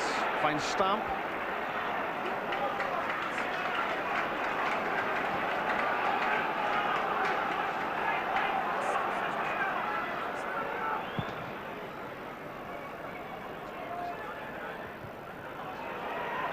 I think Hearts now are about to make a change, are they not? Yeah, I think it's Andy Kirk's going to be coming off, and at long last I think we're going to see introduction of well, it's not going to be Gary Will. I think it's going to be Graham Weir coming on. We'll just confirm that with you in a moment. Useful from Patalainen, linking well with Gary O'Connor. Chance for the shot from O'Connor, didn't really catch it. That wasn't full power, and Roddy McKenzie solidly behind it. It's good play from O'Connor though. 1v1 here, takes his time, works a yard of space, left foot, gets a shot on target, makes the goalkeeper work. Good play.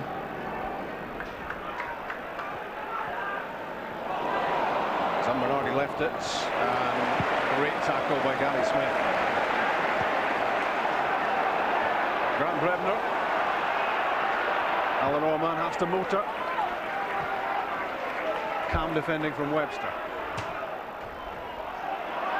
That's a waste from Paul McMullen, not what he intended. That's happened too often for Hearts. It's high hopeful balls forward now instead of passing the ball through the middle.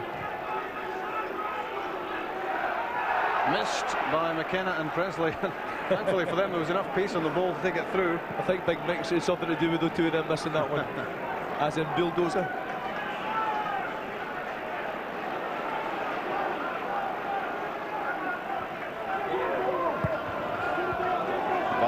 Stamp. With a struggle to get past Ian Murray and Jarkovic. And it's also a Hibs throw. Hibs are working harder than Hearts at the moment. They're winning more 50-50s. They're actually defending very, very well too. Colby's played well, the back three have all defended exceptionally well. And there's a lot of grit, isn't there, Sunday, about that midfield three of Brebner and Viss. They're not prepared to take second best. You've seen Ian Murray chasing back. They're actually might have committed a foul on Phil Stamp, but the ball was away by that time and he got away with it. Stamp won that tussle. Severin won that one. But they're not creating chances.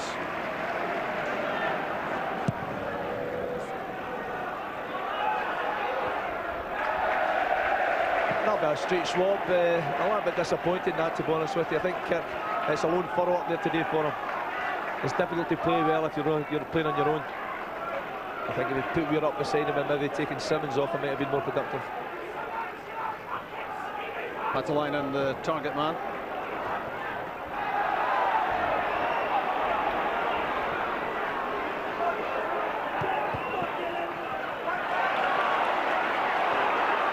Alan Orman looking for Gary O'Connor. The idea was good. He's had a good game for me, Alan Orman.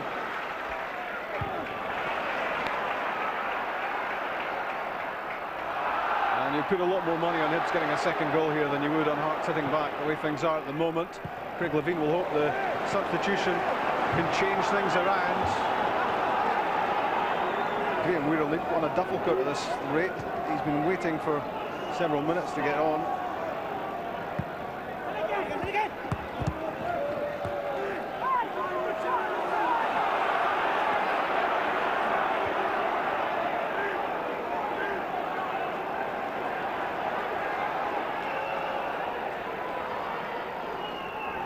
Stamp's throw. Simmons was there, but he couldn't direct the header. And this thumped it up to Gary O'Connor. That's useful. Craig James. Back to O'Connor. Well done, Andy Webster. Tidying things up. That's a good recovery from Webster.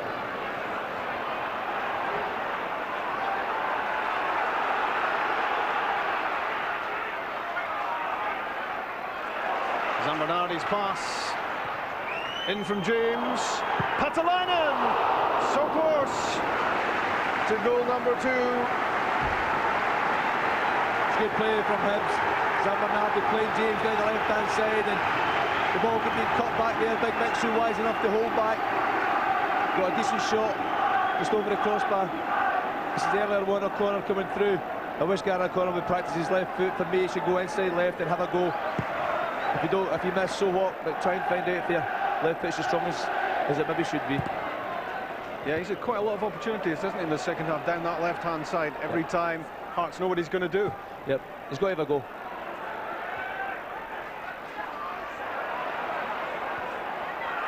Good exchange between Valois and Severin.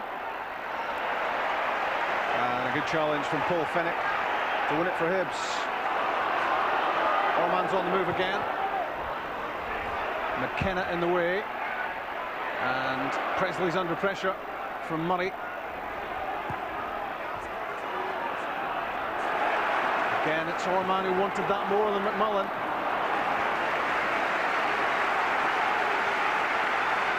Hibs showing so much hunger here. And a fair bit of confusion, Chick, on the bench as to what's happening. Yeah, I think the fourth official is confused as the rest of us. I think Graham Weir-Watts coming on for Hearts, and they've changed their mind now. They're going to put Kevin Twaddle on. Graham Weir, who was, as you said, standing shivering there, Rob, has got his kit on again. They've changed their mind. Kevin Twaddle's going to be the player who's coming on. I presume it's still Andy Kirk that's coming off, but stay tuned to this channel, we'll let you know. Don't you assume anything.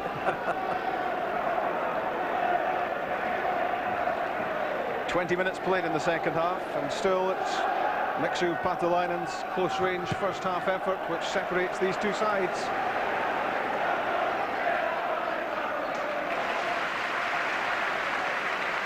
I think if Twaddle comes on, you could maybe see a change of formation from Hearts. You could go to a back four. Zambernardi to Orman. Held off the challenge of McMullen. Useful for Gary O'Connor. Well defended by Andy Webster.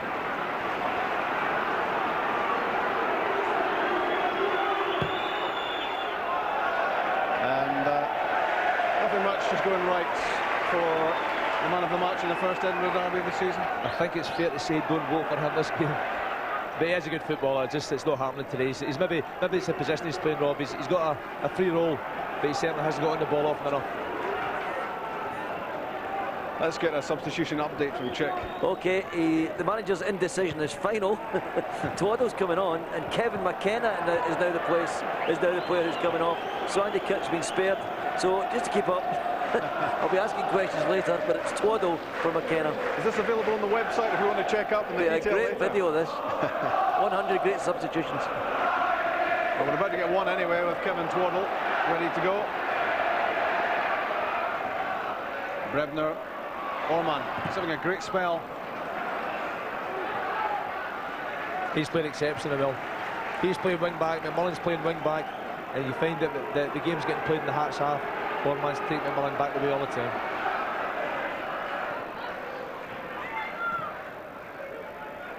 Severin to Simmons, and it's just not happening for Hearts. Great challenge from Jarkovic. And McMullen's cross blocked by Gary Smith, gets a second chance. And again, experience wins over youth. And Patalainen finds O'Connor. There's a nutmeg for the collection for Valois. Zambernardi in the way of Stamp's pass. And a neat flip from O'Connor releases Patalainen.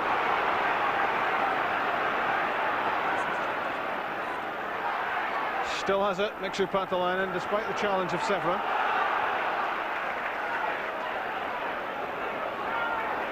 Orman got clear of Simmons. And just signs of frustration creeping in for Hearts at the moment. Yep, they can't get to them. Well, That substitution, that marathon substitution, which hasn't yet happened. Check.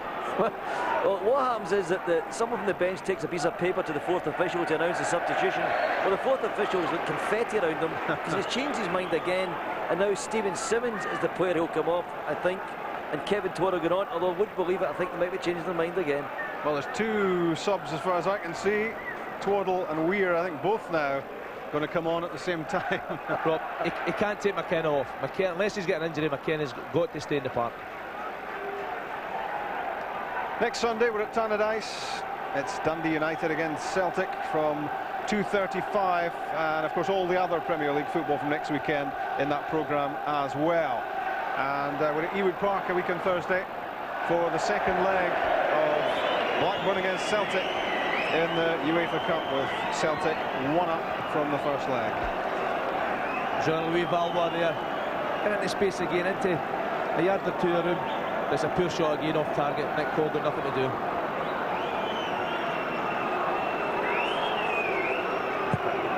So two subs coming up from Hearts, one from Hibs as well.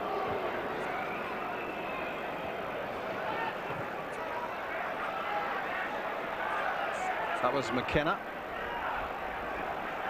Kirk and Simmons, the two to come off, we understand, from Hearts, although we won't be putting that in writing at this stage. Chick's giving them too much advice in that technical area.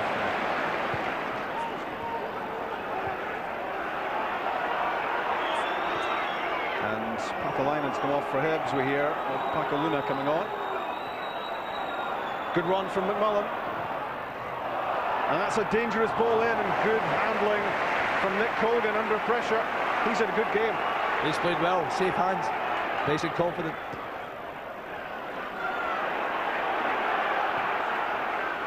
He missed the first Edinburgh derby of the season. He watched in agony from the bench, Nick Colgan. His 5 goals flew past Tony Craig. But in for this one, he's really done a good job. They're very confident, the Hibs team. They've stopped leaking goals. You can see why. They're well organised at the back. They work very hard for each other. And they've got a good, confident, sound goalkeeper behind them.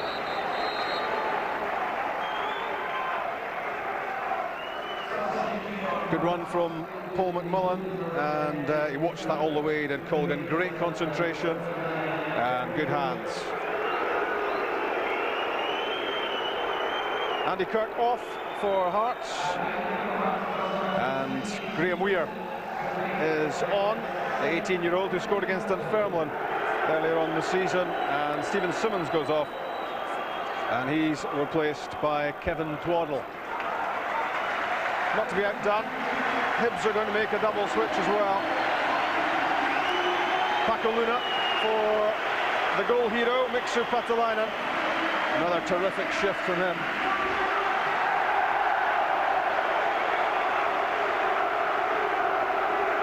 There's a theory that Bobby Williamson only plays him because he's older than him, but I think there are other qualities about the Big Finn which mark him down as a nightmare to play against. He's a good player, great experience. He's got his goal today. And Pakaluna, who's come on, he's a decent player as well. He's not the biggest, but he's got a very, very good natural leap. Excellent in the air. Chick promised me a double switch, but not yet. Hibs thinking about another change. This with the free kick, and that's played in far too close to Roddy McKenzie. Luna didn't stand a chance.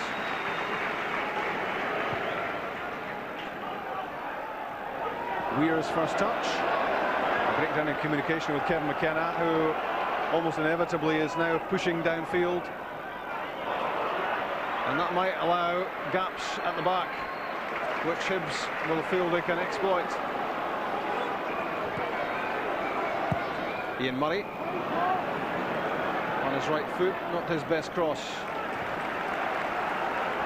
Hearts have actually went to a back four now, just as we thought they might do. McKenna's playing up front beside Weir. Balwa, I'm sure he'll play wide left now, and Twaddle wide right. Aberdeen have been taken to pieces at Celtic Park. Bobo Baldi has scored goal number 5.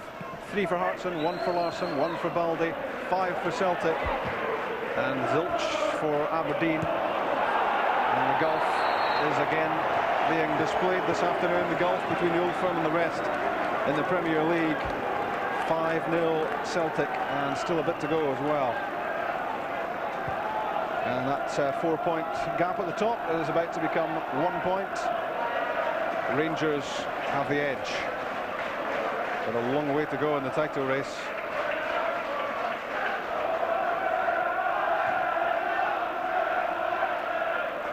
Bakaluna knocks it down for Alan Oman. Fresh legs up front for Hibs. And Craig James, another solid performer for Hibs. And just his 5th start for the Edinburgh club, on loan from the Stadium of Light. That's good work from Twaddle, or it looked like good work to me, but Willie Young didn't fancy it. I think you're playing this is a free kick. Zamanardi getting in front of Twaddle. Come on, it's a man's game. Yeah, but you're not allowed to pull back.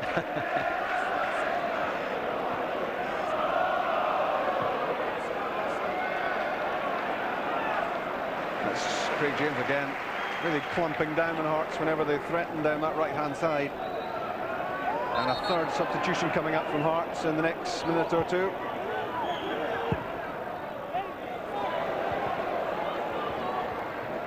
San Bernardi. He adds a fair bit of composure at the back for Hibs. He has had his hairy moments in this match, but he doesn't let it get to him. O'Connor losing it to Presley. Now Twaddle. Heading the wrong way. Scott Semron. Jean-Louis Valois. Slipped as he tried to turn inside. And now Hibs back on the ball with Bretner. And he hasn't given it away too often. Craig James, and it's away from O'Connor.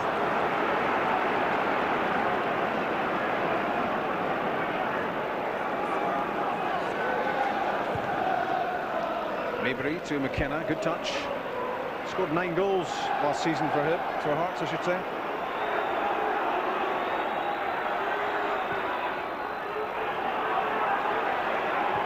Severin for Maybury.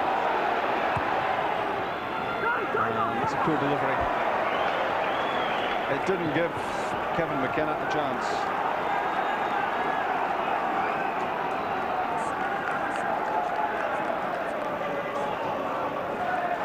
Too many unforced errors from Hearts. Yeah, no pressure on Maybury there. Just sums them up the second half. They played reasonably well first half, but second half another put the Hibs back players under enough pressure. Hibs have worked hard, but they've won the 50-50 balls and more hunger for the game. Free kick given against Valois. That hefty challenge on Brebner. You can see the determination of Grant Brebner was never going to lose that. Valois committed to the free kick. Looks like determination against frustration at the moment in this match.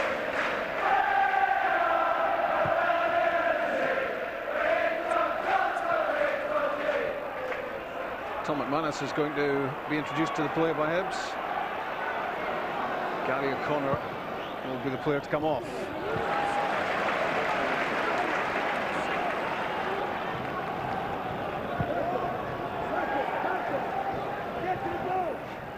.5 minutes plus stoppage time, separating Hibs from a derby win. But it's still a fragile lead.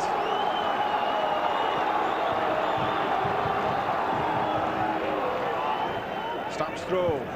McKenna was there. Severin. Presley, shot blocked.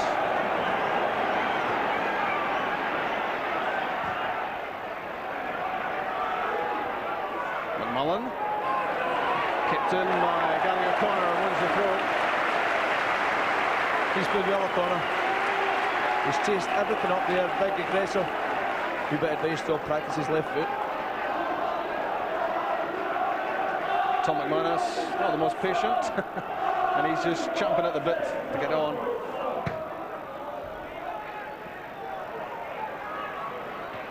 Good work from O'Connor. Good holding up. Back with Brebner now. Orman. Presley's header. Severin trying to make things happen, but Ian Murray wasn't having it.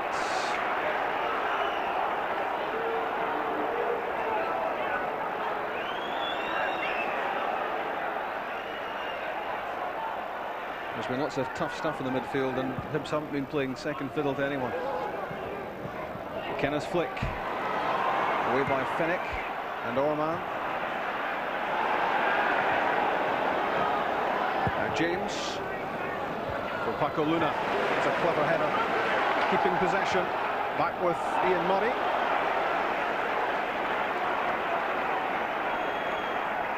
Last chance for man of the match on 0900 10 225 by phone, or you can text us on 07736 600 600. A DVD player could be yours, or a signed shirt. And by text you can also let us know what you think about the game, or via the website. Always happy to hear your thoughts. And at the moment it's the Hibs supporters who are a whole lot happier than their rivals from the other side of the city. You see the tussle here, O'Connor again, and Luna, no holds barred, fighting hard to get the ball, and Wally Young going in favour of the defender this time. The last 10 minutes of the game, Hibs have to be really careful. One goal's not enough of a lead, anything can happen. Scott Severin is off for Hearts, who make their final switch. And it's Neil Janicek, a 19-year-old who's come through the Hearts youth system, who gets a taste of the Edinburgh Derby.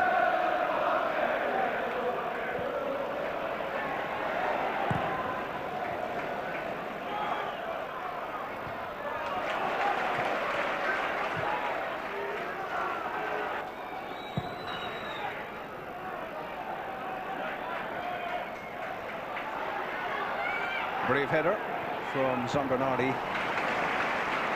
Orman's clearance. Luna's header. He climbs so well for these high balls. The free kick's given against him there, but he does have this talent of getting up and staying up. I think he's up early, his arm's out, but he's just leaning on the player. For me, that's not a free kick. That's good timing.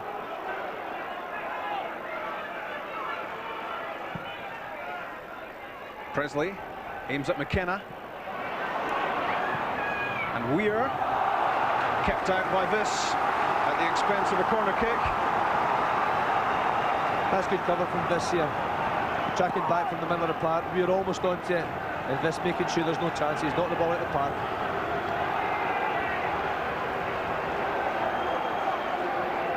Seven in or around the penalty box for Hearts.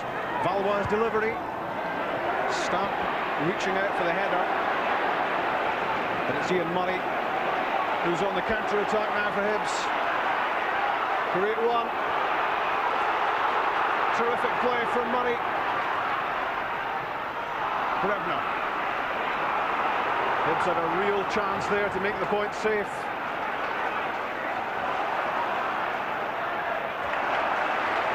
And James nips the ball off the toes of Valois. He was coming back from an offside position, was Gary O'Connor. That's why the flag's gone up against him. This is the end of one, the run from Ian Murray. That's a fabulous run. Pace, power from the Hearts corner kick. Picked out Bremner. And filtered out. Mullins cross. Headed away by James. Valois, brilliant pass. And the chance for Kevin Twaddle. And it was an easy save for Colgan. That's the best chance in the second half for Hearts. Kevin Twaddle. He had the space inside the box, got his shot off, but couldn't get enough on it. Closed down really well by Veason Smith. First touch made it difficult for him, Kevin Twaddle.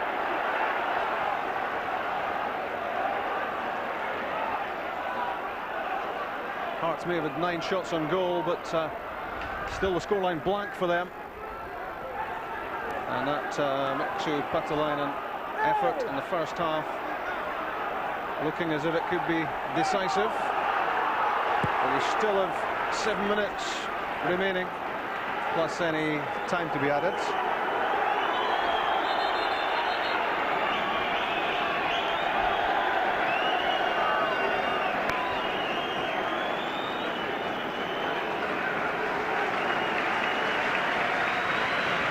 Hibs want to make a change.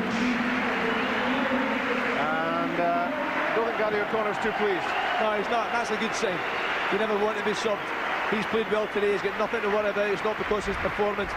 Bobby's looking at fresh legs for the last part of the game. A different type of player. I'm sure you'll find that Hibs will play the ball long down. McManus will try to get in behind the Hearts back four.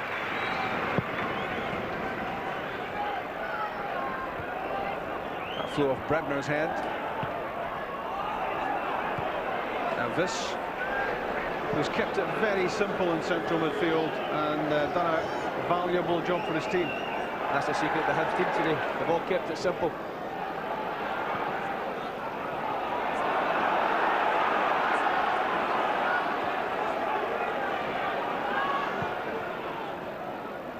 Andy Webster aims at Kevin McKenna.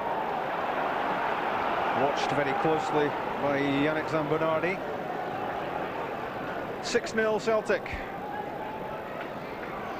And John Hartson has scored again. Who do you think he is, Henrik Larsson? 4 for Hartson, 1 for Larsson, 1 for Balde. Half a dozen now for Celtic. Stamps throw, there's a chance. And it was flicked on by Twaddle.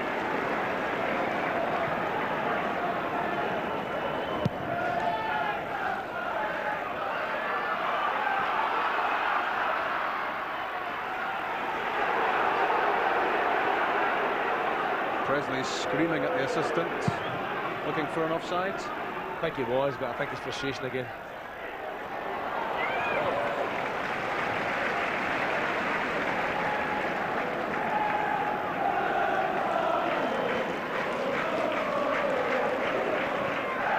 Colgan's throw to Orman. Janicic. For McKenna. It's the equaliser. With 4 minutes left. Kevin McKenna pushed from defence to attack.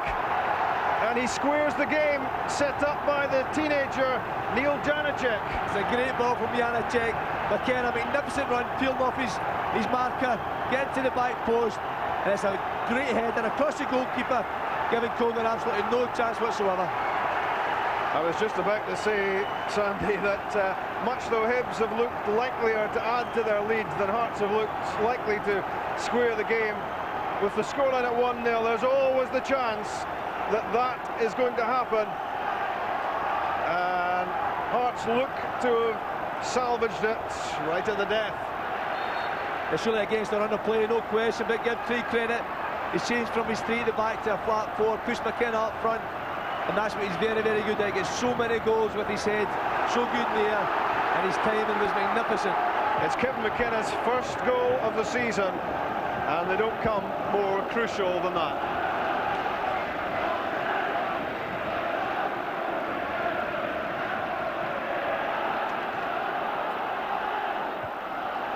Luna's flick, and coming to claim it is Roddy McKenzie.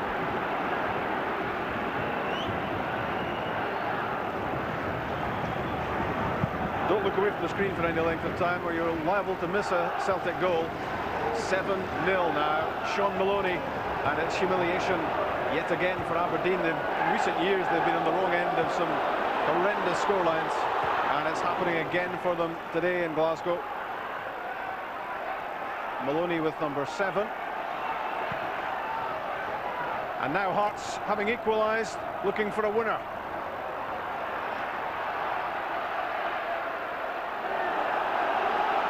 And look what the goal has done to the Hearts players.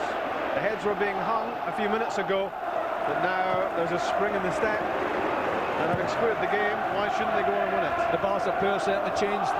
What a lift you get with a goal, especially in a derby match, and especially in front of the Hearts crowd. They're a happy bunch. There's a party on tonight for them, but there's a free kick for Hearts to try to withstand here. Given against Stephen Presley. Although it looked a 6.5 dozen to me when he was grappling with Paco Luna. That's Roddy McKenzie's view.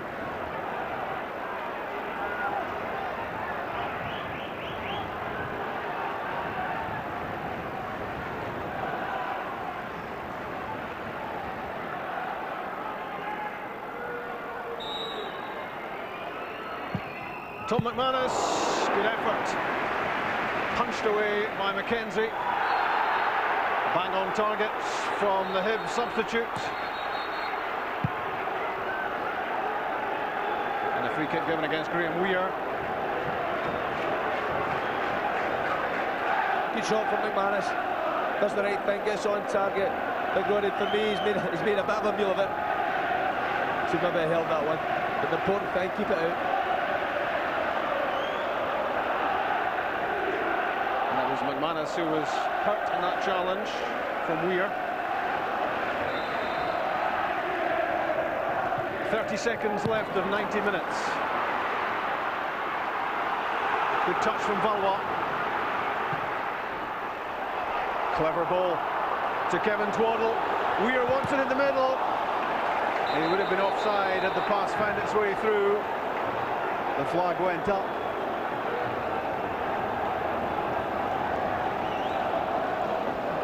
Who's your man of the match? There's been a few contenders. McKenna just about Nick to do by getting that goal, but before that, I looked at the Hibs players, looked at quite a few of them. Orman's played well, Murray's played well, but Yannick Zambernardi playing in the back for Hibs, for me, he's been excellent. I'd be disappointed to have lost the goal later on, but defended very well before that.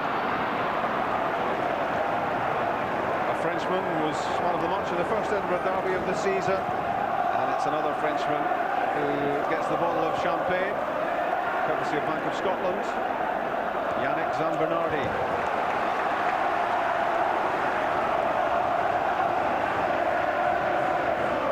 And how will Craig Levein be feeling now? It looked as if his side were slithering towards defeat. That was until Janicek crossed for Kevin McKenna. He's getting greedy now. He's looking for the winner. And have you ever seen a better placed header than that under real pressure? Yeah, it was a great header. I've seen McKenna doing it so often.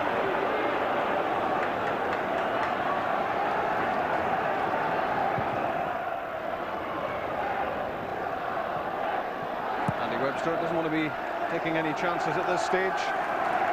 Inside the second minute of stoppage time.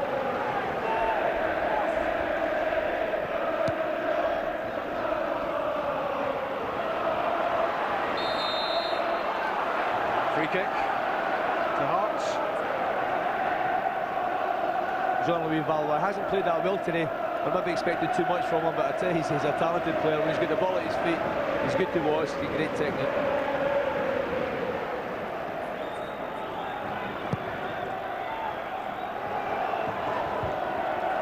Paul Fennick, great header.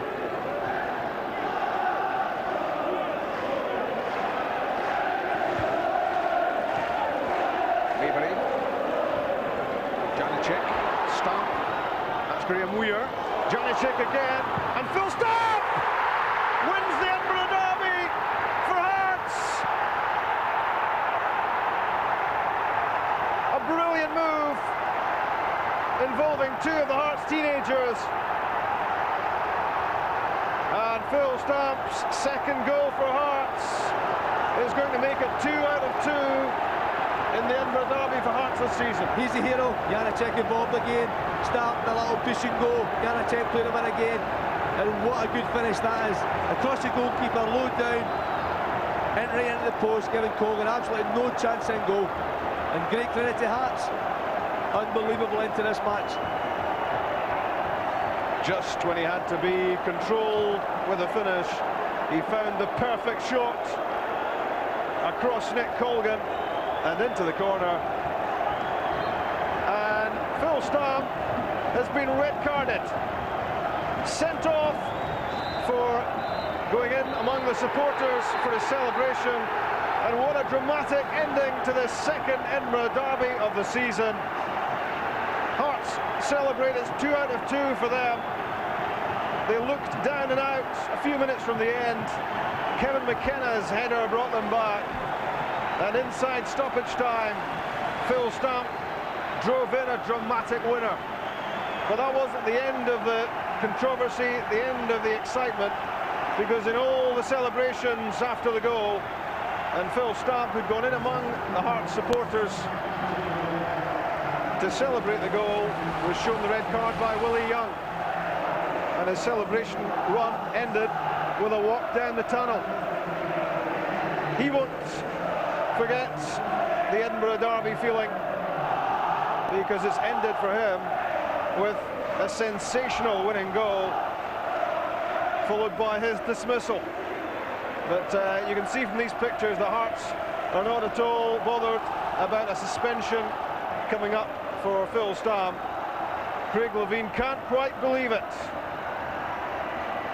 Victory snatched from the jaws of defeat by Hearts. Hibs surely shocked and stunned. They won't be able to believe this. Stephen Presley's with Chick. Stephen, what an end to a game. I mean, first of all, you must have thought you were lucky to get, well, not lucky, but you battled hard to get the draw.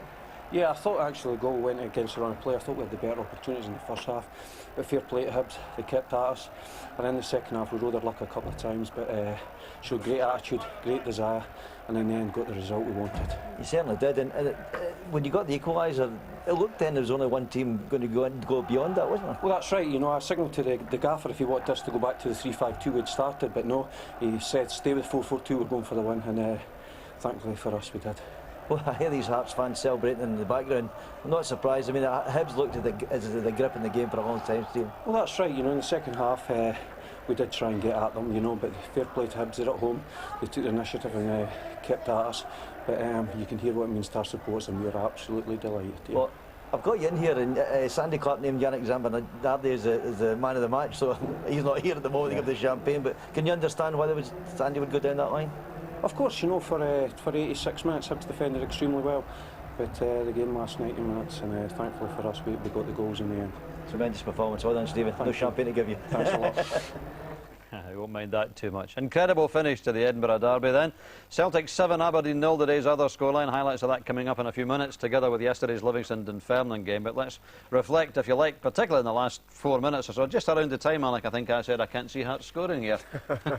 Shows how much I know. I know. You said that. I don't want to tempt fate, but you agreed with me, to be fair. No, and it was right after that, and there was a good cross by young Janček, and what a fantastic header by McKenna. You know, but Hibs must be gutted, because the second half, you know, even more so than the first, I felt that they dominated and they only looked one winner. Yeah, I mean, great for Hearts, wonderful celebrations for them, but Hibs maybe deserved to take the 3 points, Gordon. Well, you would say that. I was thinking that guy that go at half-time for his email. He could have sent me the same email with about 5 minutes to go, and I had to have said, yeah, you're right this time. Hibs were the better team in the second half. They were more pressure, more possession, and Hearts weren't doing much, although you have to say Craig Levein, when he changed it to go with the 4, he pushed McKenna up front, he finally got some purchase out of it, because they were beginning to pressurise Hibs, and then, you know, the goal, we're thinking, well, they've stolen a point here, Hearts, not believing they were going to win the actual game, but you have to say, it's all credit to a team that keeps going, and they were positive, as Stephen Presley said, for them to get back in the game, you think you'd accept that normally, you say, I'm happy with the point, but they weren't. They saw an opportunity to go and try and win the game. Yeah. Well, Craig Levein, I'm sure, is one very happy manager indeed. Here he is with Chick. Craig, there's nothing like a quiet Sunday afternoon, and that was nothing like a quiet Sunday afternoon. That must have taken your breath away at the end. Yeah, well, honestly, I'm so pleased for everybody, for the players, for the supporters. The lads kept going right to the end, and the game last 90 minutes. And you know, I couldn't be more thrilled, honestly. I thought it was to come back from a goal behind away from home in a derby shows great spirit. Was that in many ways a more, you know, you enjoyed it much more than the 5-1 game in some sense? Well, Hibs were on a real high. They'd won 5 games in a row. They were very spirited. They worked extremely hard. You know, they know their system very well.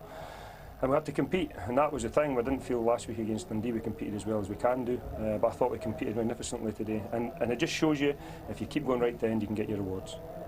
Peter Houston said at half-time that he felt that, you know, you were very unlucky to be behind it at that stage.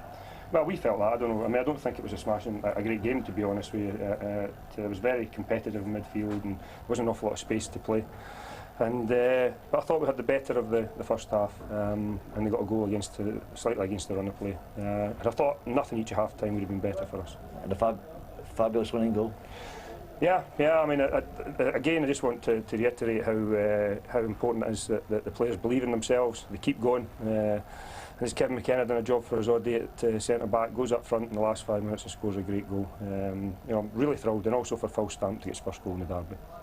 Well done. And what? But just briefly, what you go from here. You obviously think you can turn the corner. We talked about turning the corner the last time in Edinburgh Derby. No, I didn't think we'd been playing that badly. When we changed the system a little bit today, and it sort of cancelled Hibs out, I felt. We were away from home, and then with 20 minutes to go, we decided to change it and have a go and see what happens. And you know, all credit to the boys. They dug in and they got 2 late goals. Well done, Craig. Thanks. Okay, cheers. Incredible finish, wasn't it? For 86 minutes, it was a decent, if nothing outstanding or not outstanding, Edinburgh Derby, and then the last 5 minutes makes it completely memorable, especially if you're a Hearts fan. Let's look back over the 90 minutes in at Easter Road this afternoon. The opening goal came 36 minutes into the first half, and a pretty even first half, Alec. I think we agreed, didn't we? Yeah, it was. I know that Hearts had more shots on target, but it came from guys that don't normally score for Hearts. Although, to be fair to Stam, he has 2 attempts and he scores the winner. But, you know, Pat Linen, as I said in the first half, great movement.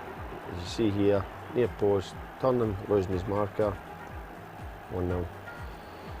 But second half, I felt it was all Hibs, and, you know, I couldn't see, as you called, Hearts going to go. But, you know, a dramatic last 5 minutes. Craig Levein and Stephen Presley called it correctly. The game last 90 minutes, and the last 5 minutes, Hearts. Yeah. It's a smash and grab job, really. Gary O'Connor, with players in support here, tries to chip the keeper, Gordon, but might have done better. He could have done better there, and it's another opportunity. I mean, he was prominent today, and this is maybe one he could have done better with too. And ended up getting a free kick after this, but I think I jinxed O'Connor and Valois today before the game, and making them a key players to watch. Valois certainly had what I would call a stinker until the last 5 minutes. He came good at the time when the rest of the team came good, but O'Connor was always busy and he was always involved. But certainly at this stage of the game, we're looking at all second half action here, and it was mainly here. This was a chance though. Catalina. Good chance for that man. He had a good game. He did. His legs looked fresh. He's sitting, he's, I think, 36 now, mixture.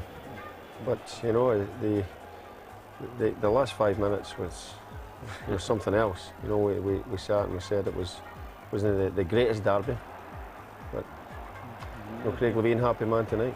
His tactical switch, yeah. You know, you have to give him credit for the change of system. They didn't look like scoring at all until they made that change. I mean, the Hearts didn't look like getting a goal in the second half. I thought he may start with McKenna up front, but you know, he ended up putting him up front, and he scored a goal that De Vries would have been proud of. I saw Ian Murray in goal of the month, and for a minute it looked as if he was going to give us a carbon copy, Gordon. This was a terrific run by Murray, wasn't it? Yes, I thought there was a little ball. A corner actually was on the right of him, and he couldn't see him. Well, this was a Valois pass for the twaddle shot, and well, Hearts coming back into it, obviously, but at this stage, although they were pressing, as we've said several times, they really didn't look like scoring. That was a good ball. That was I think, the first time Valois found the Hearts player with anybody's passing it. I noticed you applauding that one, Gordon. I was happy with that, yeah. This is Neil Jančik's ball and Kevin McKenna's header, and that's a terrific goal, isn't it? That is a great header. He's peeled away from Zambernardi, who again had a very solid game, and he's planted the header well away from Colgan. No chance. As I said, De Vries has made that kind of cross ball his trademark this season. He's punished a lot of defences with headers from that range, but terrific ball from the youngster as well, Jančik as well. It's a fantastic. Craig must be very happy with some of the young players he's got in the squad. They're all now contributing. The McMullins, the Weirs, the Jančik today. I mean, that's he contributed to that goal, and he contributed to the second goal as well. Jančik, superb play there, and looks as if he's got a very cultured left foot. Stamps involved here. Ball's laid up, but that's a nice little ball. But this is a fine strike. I mean, really a lot of power to get it hard and low. Across the keeper, you've got to say, if that's his first goal, it's what an important goal. That'll endear him to the supporters, and then he gets his red card. See it here, Gordon, a wee 1-2, Alan Norman turns and concentrates on the ball as opposed to Stamp, and he's in behind, and it's a great finish. And you feel for Stamp because he hurdles the hoardings, he's into the fans, and that's a yellow, so it's a second bookable, and in the midst of the celebrations and the last minute victory, he gets red carded, which is a shame. Don't think he'll be too bothered. No, I don't think so. He'll miss next week's game, but you know, he'll be really cock a hoops going in his first derby game. The only player I've ever seen walking off at 11 red carded, punching there in delight. But there you are, 51-49. Possession changed a bit. Hibs still had most of it. Shots on goal, still Hearts in front. 12 shots on goal as against 7. 7 of them on target as against 4. Corner kicks, roughly the same. And Just that one red card at the end, couple of yellows for Hearts earlier on. Amazing Edinburgh derby. Now let's look back to yesterday. We haven't yet shown you the Livingston-Dunfermline match. We can do that now with Cerridon Idsan, the reporter.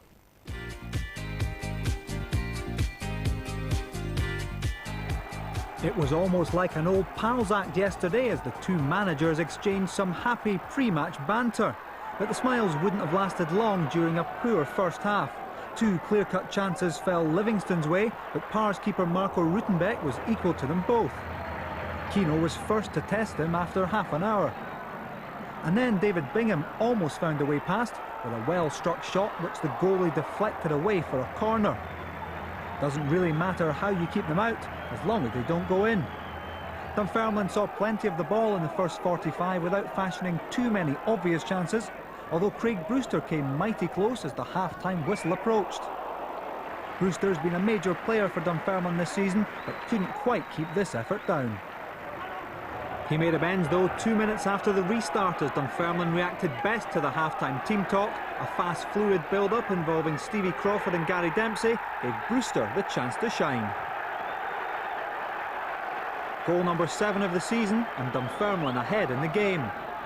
This was much more like it in the second half as both sides upped the ante and the quality. Goal of the season would have been settled before bonfire night had this Gary Boland's screamer been a few inches lower. There isn't yet an award for save of the season, but maybe there should be. Barry Wilson couldn't believe his header was kept out. This really is top-class goalkeeping from Marco Rutenbeck. And that should have been the spur to go on and put the game beyond Livy's reach as the Pars superbly turned defence into attack.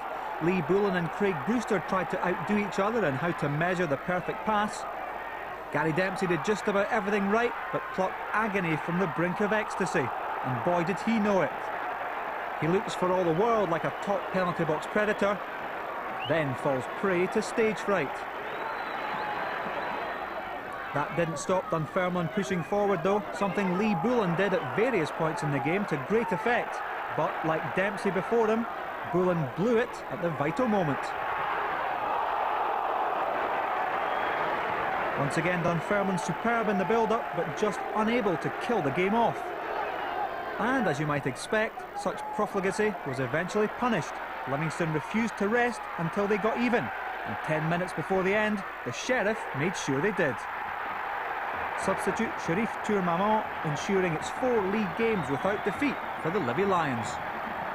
We've started to play better football and the players have got more belief in themselves. They've started to help and encourage each other, and we knew all along that they were good players. I think both of us will be up there in the top 6 when after the 33 games around about, and you know, so for that point, coming into one of your opponents like that, it's a good result. But seeing the game, you know, we done everything for 70 minutes, done everything right, and we'll let the game slip.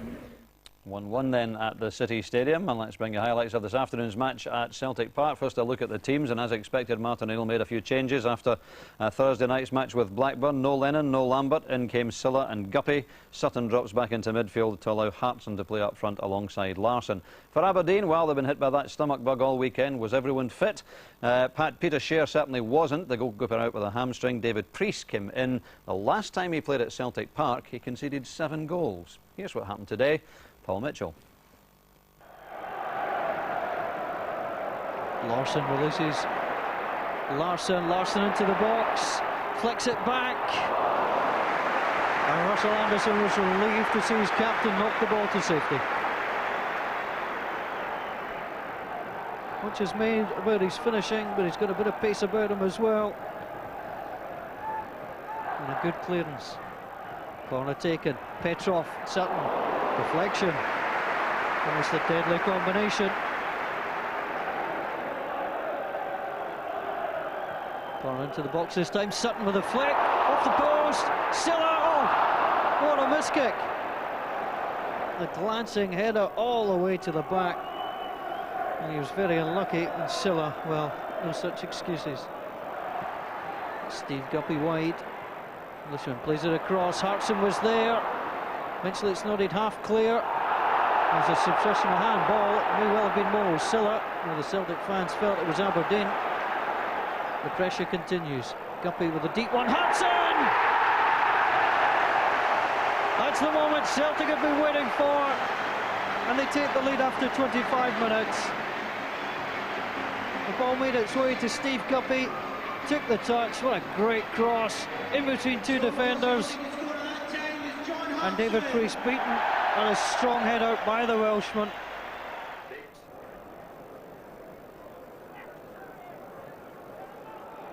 Onside, Henrik Larsson, he's released into the box, plays a cross,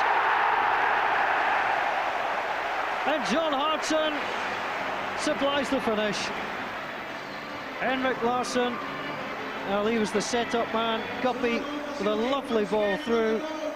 Larsson went in, Delamo couldn't get there, and how's that for a finish?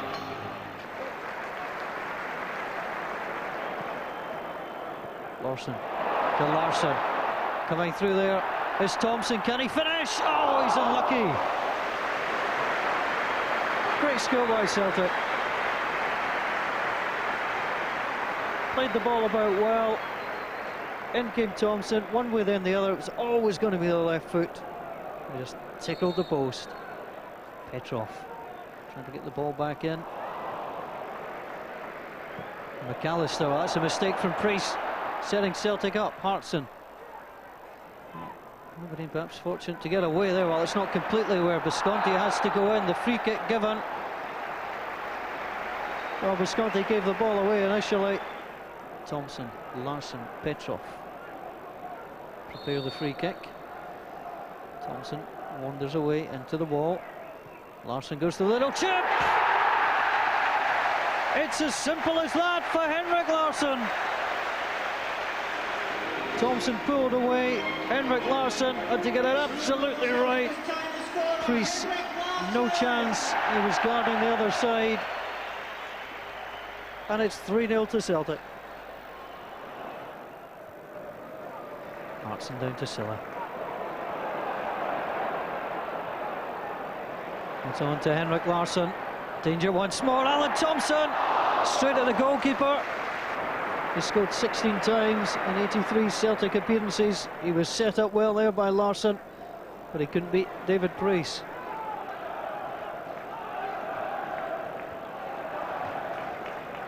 Sutton trying to get things moving for Celtic, but Delamo will play it through.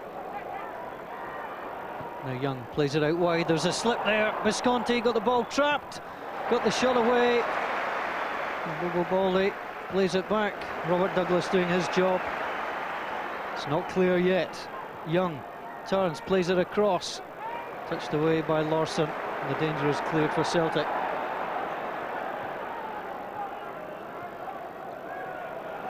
Celtic coming forward again through Thompson. Petrov will play it out left. Guppy's made the perfect run, good control. And he'll keep it on his left foot. It's inviting. Headed away. Thompson will flick it in. John Hartson's there! Fantastic by John Hartson. And what a way to complete your hat-trick.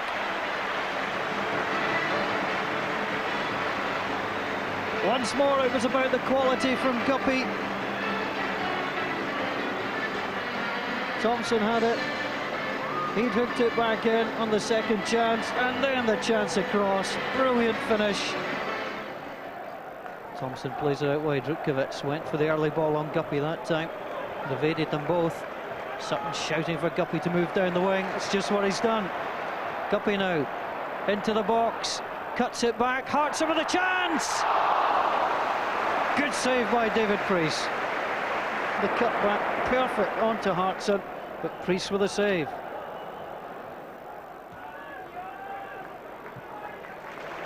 Now it's out to Guppy. Played inside. Baldy stayed forward. Tries the shot! What a goal from Bobo Baldy! An unlikely source, but what a finish. Ball knocked back inside. Baldy, touch of the right foot onto the left. And I don't think anybody was expecting that. What a finish. And a second goal of the season for Bobo Baldy. 10 minutes left. Celtic 5, Aberdeen 0.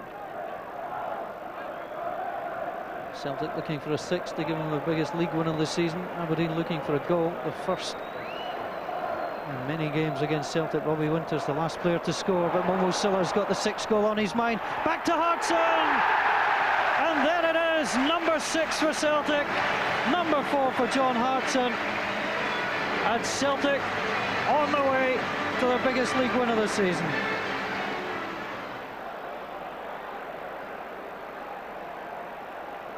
Five minutes to go.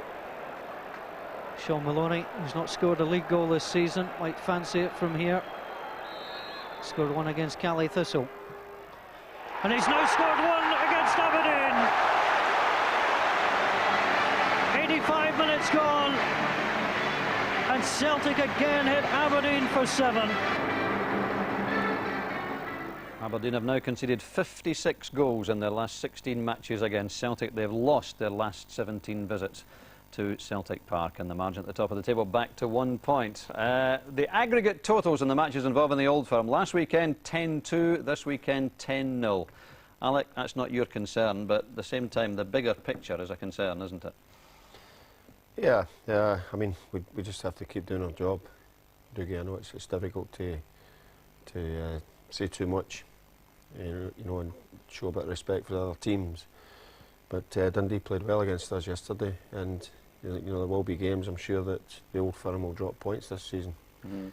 But you know, it makes the Old Firm games themselves real crunch games if it's not the case. Absolutely, yeah. I mean, Alec has to say what he's just said, Gordon, but for the rest of us, the picture is a gloomy one. If Rangers are going to get it that easy, I know it wasn't easy for Alec, particularly yesterday. No, it's not good.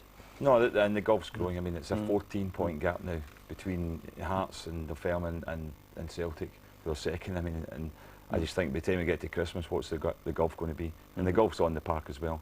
But you have to say, I mean, Aberdeen had a virus going through the team. I think it's one where you lose the ability to defend, that kind of virus, you know. And that's a serious virus. It's a serious virus when you get to Glasgow with that. But Aberdeen won't play that badly. I think they probably have been affected by something. Yeah. Looking ahead to challenges to come, I think your own record as manager is 44 matches now and only 2 defeats. I mean, you'd have settled for that last December, wouldn't you? Yeah, well, you've already tempted fate. I know, I shouldn't say these things. Yeah. No, we've had a great run. We just have to concentrate on the next game. We've got a hard game Thursday night, and we want to try and progress in the CIS Cup. Yeah. I know you don't fancy Sunday football much, but have you enjoyed today? Yeah, I did. I felt Hibs were a wee bit mugged, you know.